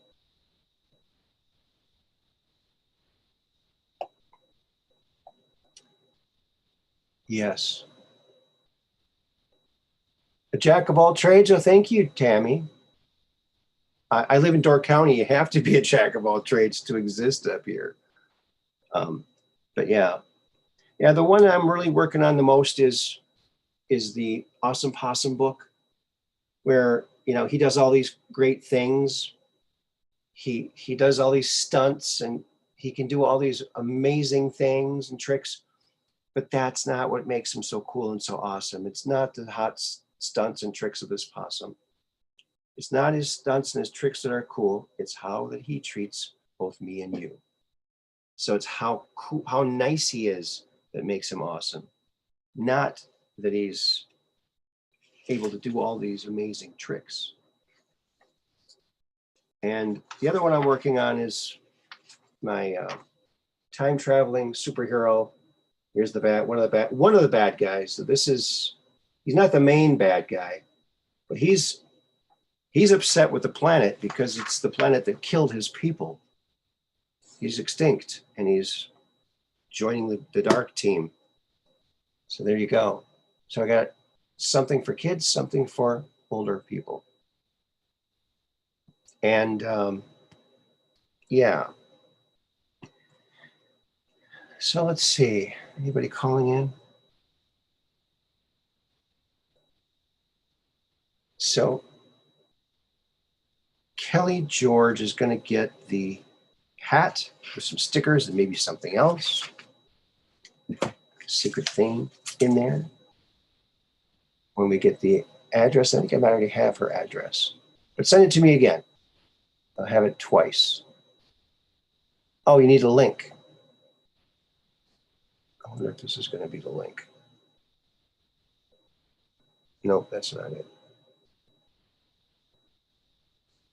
Bacon, link bacon. This awesome possum needs a female fox friend, ha ha ha. Everything is better with foxes. Okay, well, you might want to look at this book that I illustrated. Fushchin. Here is a fox right here. So there's Fancy the fox. And this is supposed to be kind of like me. That's Miller the mole. See, he's got kind of like Elvis hair. So yeah, it's about a little boy, a lonely little boy, sits on the edge of the forest, doesn't have any friends. He creeps into the forest to see if he can find some friends. His aunt told him scary creatures live there. He meets like this Sammy the squirrel, a fancy little squirrel there. She's, you know, he wants to be friends, and she says,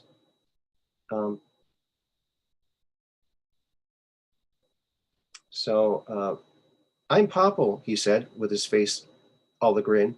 Please tell me, Samantha, can you be my friend? Oh, please call me Sammy, as all the critters do. But everyone knows I can't be friends with you. Why not? Inquired Popple with a sad little voice. I can't be friends with people. It's just not a squirrel's choice. So he's getting sadder and sadder as he goes through. And then, well, I'm not going to spoil it for you. There's Miller the mole. He's popping out of the ground. So that's the Popple books, and I give those away too. So, oh, we got Maddie in the house. Let's check and see what Maddie has to say.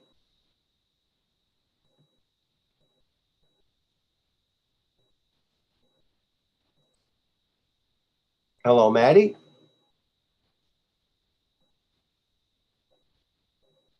Oh, he's connecting his audio.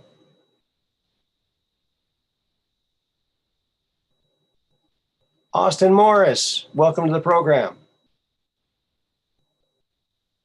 Hello, are you there? Oh, there he is. Hello? Can't hear you. Ask to unmute. Unmute, please. I hit unmute. Can you hear me? I can hear you now, yeah. Welcome to the program. Hey. Yeah, I ended up listening in a little bit late. You guys were finishing up with Elvis. My name is Matt. I'm a truck driver. Just drove from Buffalo, New York to Virginia Beach. So my truck, I don't know if you can see it. Yeah. It's my spaceship on Spaceship Earth. Cool. Yeah. I love your show. Thanks. Yeah, absolutely. So like I was saying, I just drove down from Buffalo, New York to Virginia Beach area, Chesapeake, and I wanted to call in. First time doing a video chat on a show ever. Well, welcome to the program. You know, yeah. I used to tour people, and when people would say, oh, I'm retired, and I'd say, what are you retired from? A lot of times they'd say, truck driving. So I said, oh, so you're semi-retired. Yeah, that's right. Nice. Yeah, so you can feel free to use that when you retire. Yeah, I'm gonna steal that one. Yeah. Yeah, hopefully. Yeah, retiring. Yeah, no kids, no wife, 37.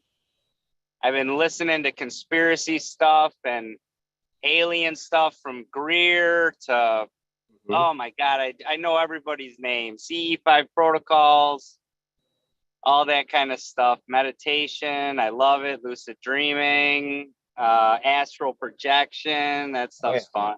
Yeah. You know, so I don't know really what kind of subject you guys were talking about tonight, though.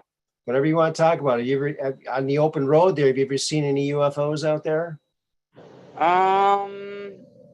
You know, no, not any UFOs, like anything. You know, it's probably, I would think it would be our stuff if I'm seeing it. So no, I've done the CE5 protocols before. Lake Ontario, either last summer or the summer before. Did the meditations during the day, took a nap, saw a few alien grays during the dream, and then did the CE5, and there was some balls of light on the horizon on the lake. Okay. And it was kind of scary, but Ellicottville, New York as well, my friend Steve has some land up there, and he showed me some video the other day, balls of light, things like that. No solid craft ever for me. Secret space program, I believe that's definitely going on. There's no way we haven't made advancements past, right, you know, the 50s or the early 20s, whenever they released the rockets. Right. This is the one I saw. I saw the sport model.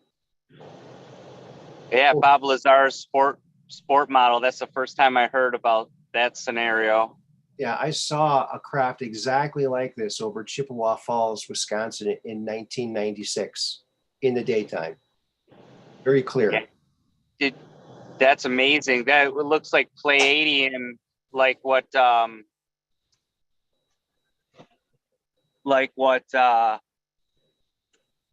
forget his name. He's from Europe, older gentleman, wrote a whole bunch of books and things like that.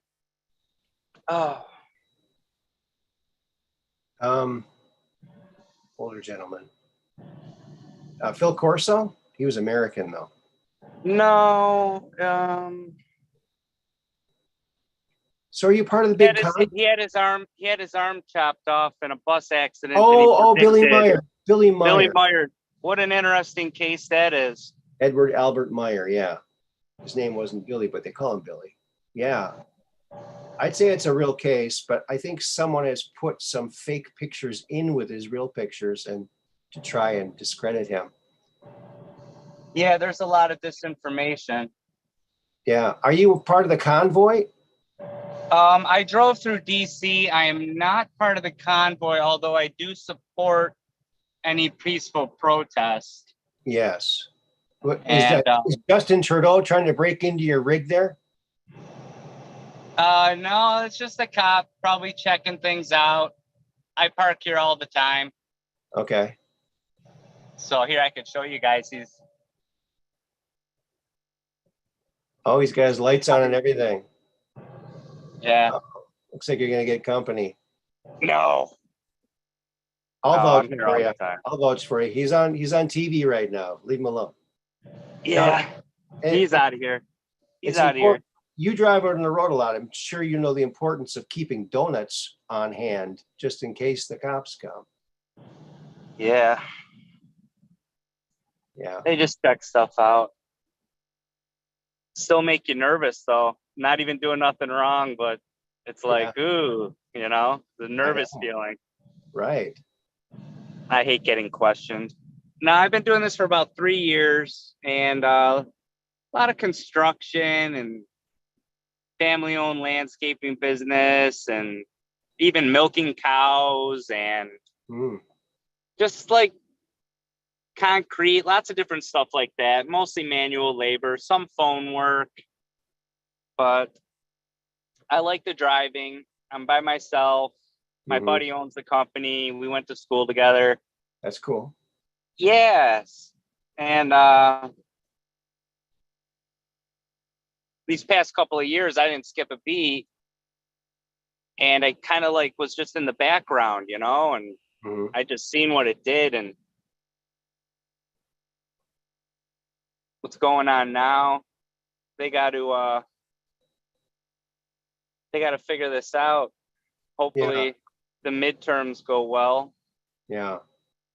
So did you ever think in your wildest dreams that truckers would be such heroes as they are now?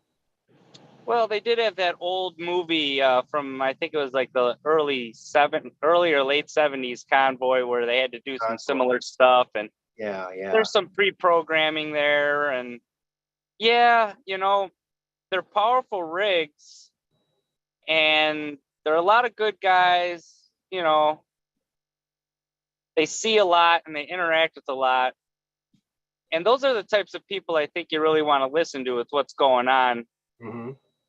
Get lost with the main narrative, which is tough to see with friends and family. Yeah. Um, especially even like, you know, extraterrestrial stuff and things and Hmm. anything that's interesting, it's almost taboo to even talk about. That's just a And shame. that's no fun, No. you know. Speaking of fun to talk about, I'm gonna let another person in here, and I believe it's Austin. Is that you, Austin? Now we got two people. Is hello, caller? Maybe it's not Austin. So you sleep right in your own. Okay, mute the stream in the background. I'm gonna mute you for right now. Okay. So you get to sleep in your own truck. That's kind of cool. My first car was a Rambler and it had fold down seats. They made a travel bed. So Yeah, this one has a little fridge, wow. a little bunk bed up top. The girlfriend, she'll come along, I don't know, once or twice a month. Mm-hmm. And That's cool. yeah, Yeah. I like it. Sometimes it's you know, long days. Actually, a lot of times it's longer days, but it's working for right now. Yeah. Well, you're lucky to have a job. A lot of people lost their jobs in this. So congratulations on that. Hello. Hello. Hi. Can I get your I don't name? want to interrupt. You're not Kelly interrupting. George. Hi, Kelly. How you doing? Okay, how are you doing? Great. Is Talking to Matt? Maddie done talking? I don't want to interrupt Maddie. Well, we're all No, talking. that's fine. It's like a party. Oh, okay. So what's on your mind?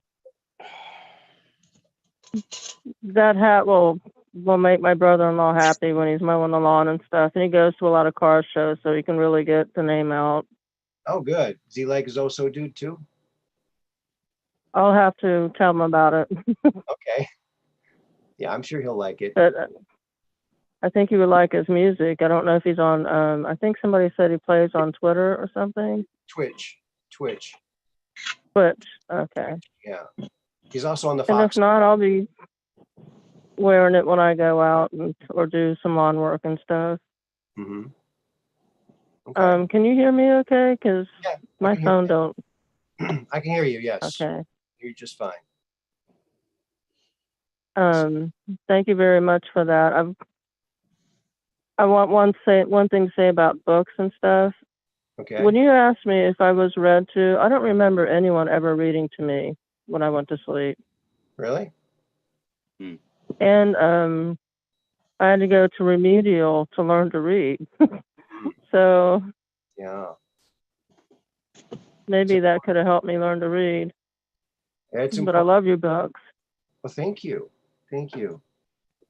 And Yeah. one more thing I want to say is a long time ago you asked how Oprah got her name. Yeah. Okay. Her mother liked the name Orpah, Orpa, from the Bible. Oh. It starts in the book of Ruth, about the 14th verse.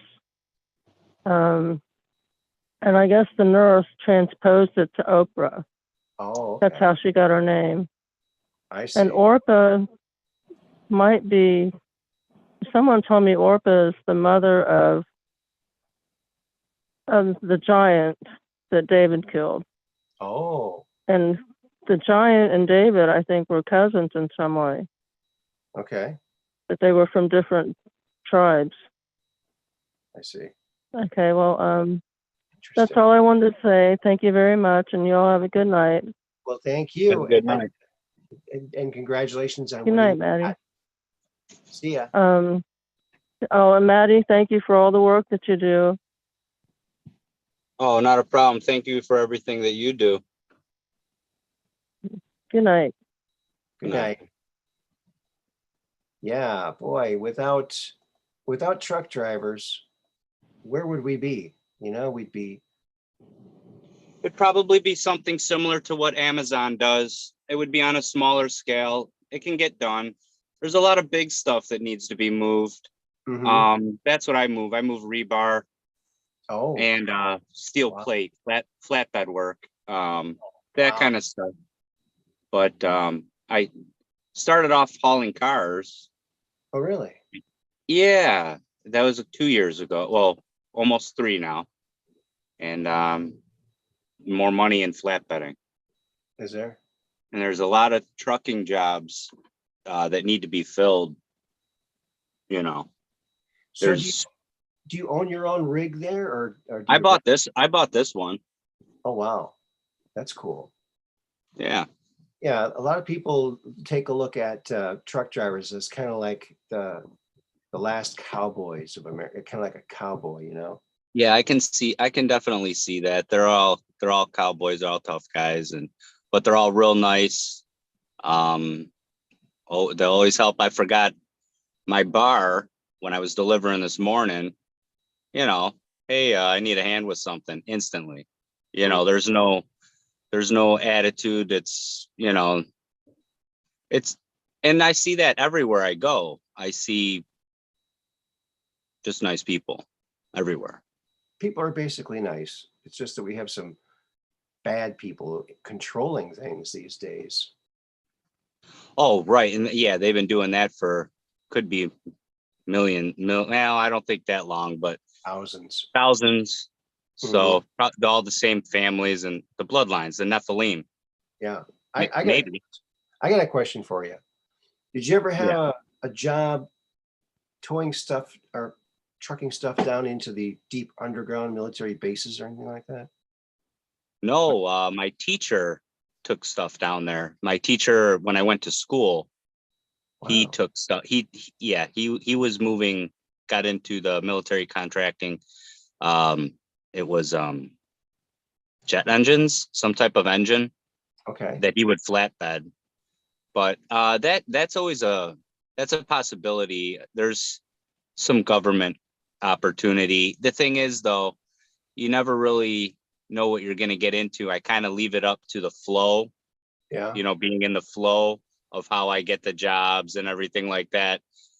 Because, yeah, there's a lot of nice people around, but right next to that nice person is the exact opposite. And they still, both of them have a smile on their face.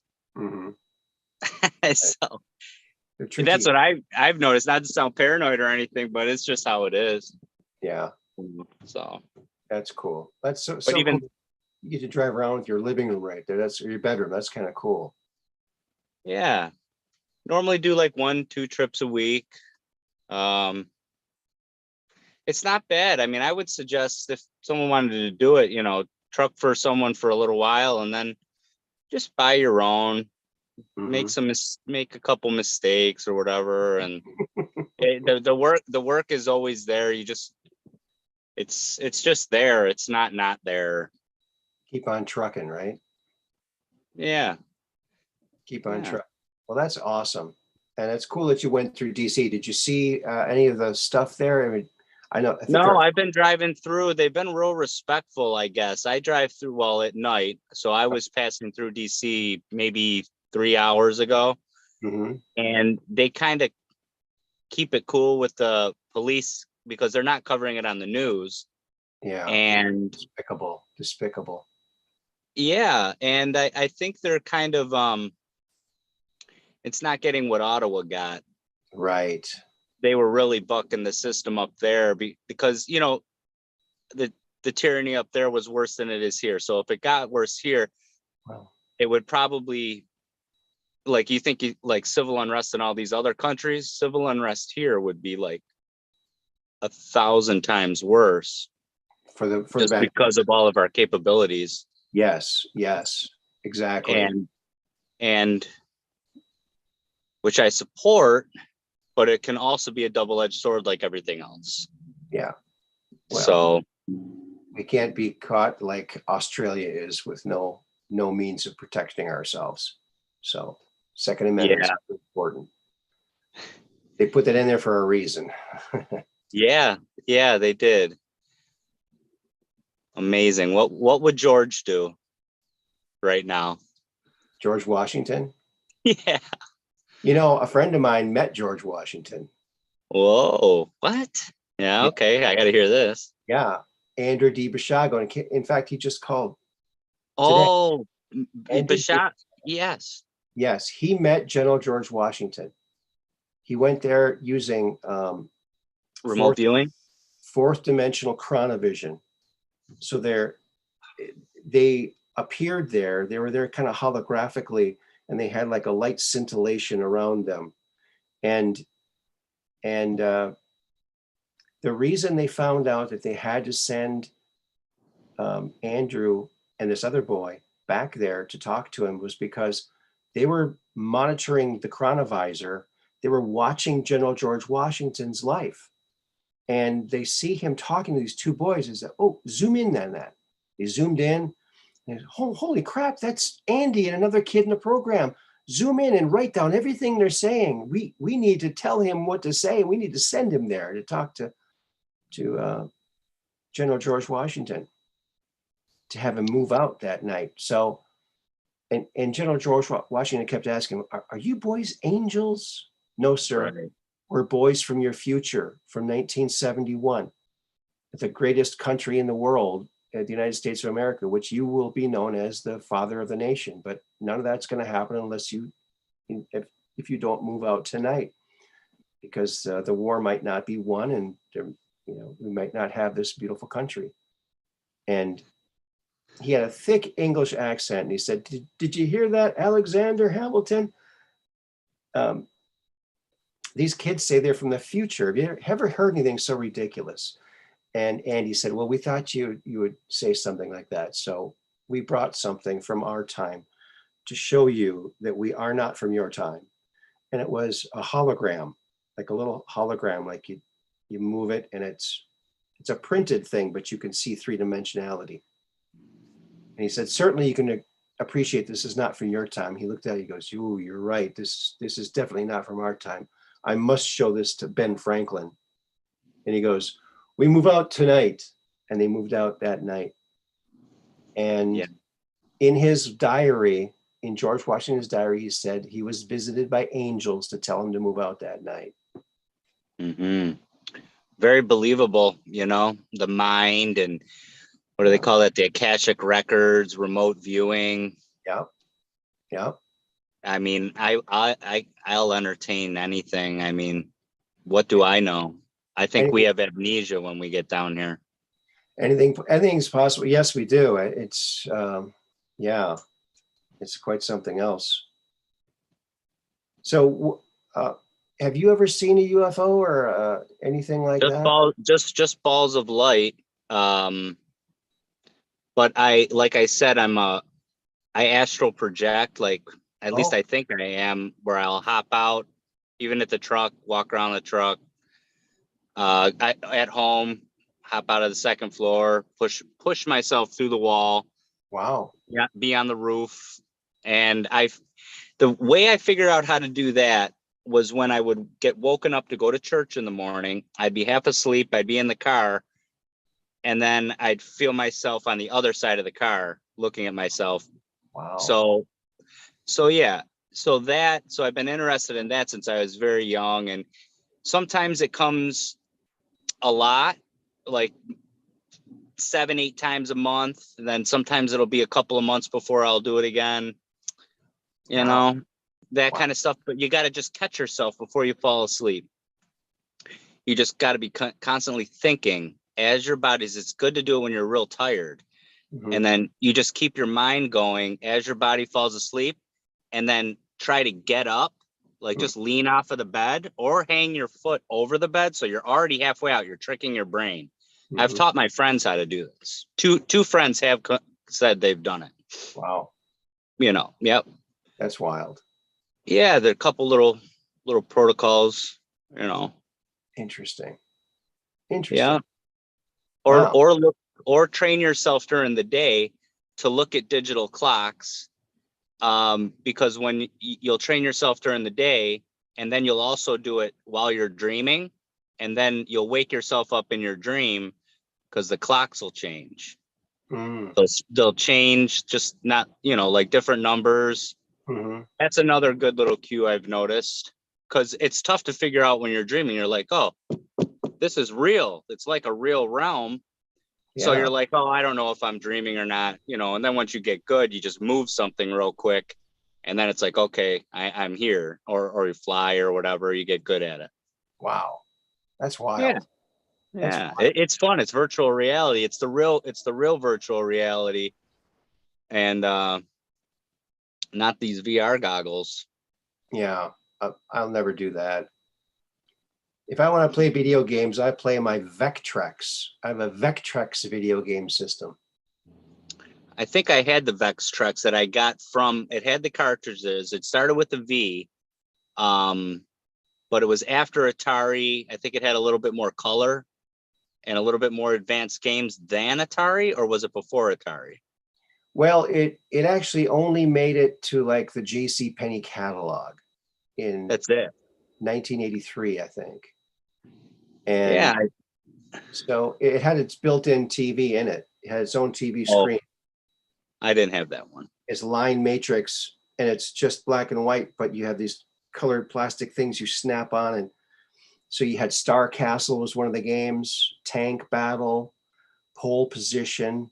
They're very simple games, but very engaging gameplay. Oh yeah. Very simple I had, graphics. yeah, Pong, where it was just a little turn Yeah. thing.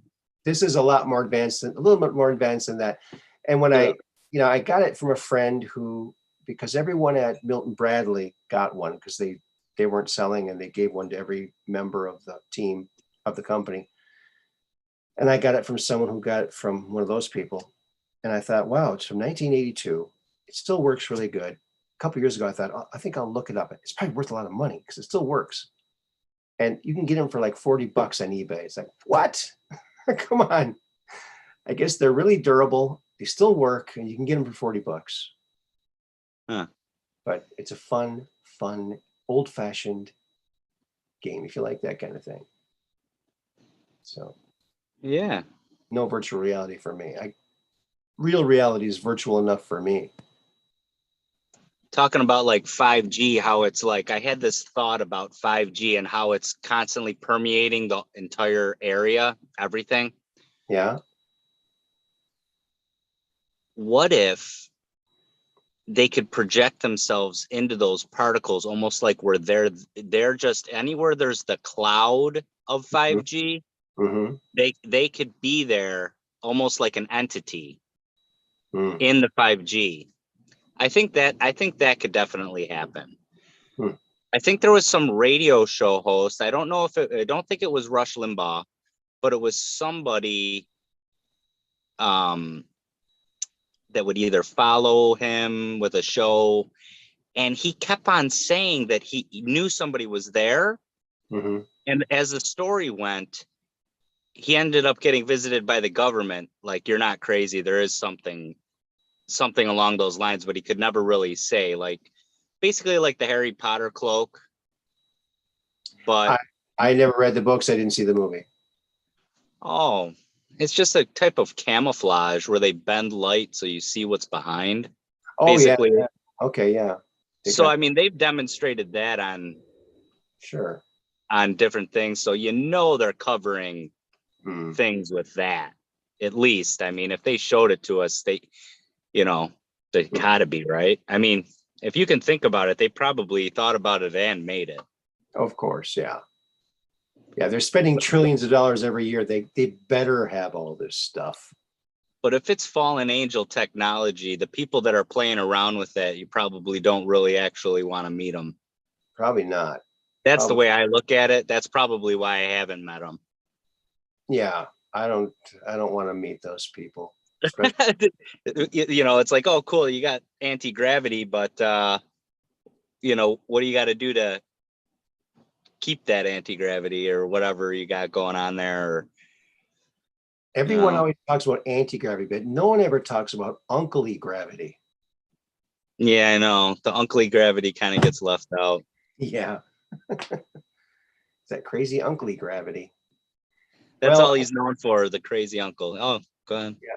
I was just going to say, we're coming up on a time anomaly here. So I think we're going to have to wrap this little thing up. All right. And come back. You want to hang up on your end, or do I got to do it? Well, I can just any final words, because this is your first time calling. Final words. I don't know. Great show. I love checking in on you, and thanks. Appreciate it. Thank you for having me on tonight, and everybody else. Have a good night. No problem. And stay positive. Thank you for your service. Truck drivers are the new heroes, so thank you very much. Yeah, no big deal. Think about Matt every time you buy some at the store, because if it wasn't for him, you wouldn't be there buying it, right? Or especially rebar. Well, it's for the bridges. I don't know if you can see it. I'm working on this bridge right there. The cop's still hiding out, but maybe he's lighting up that bridge enough for you.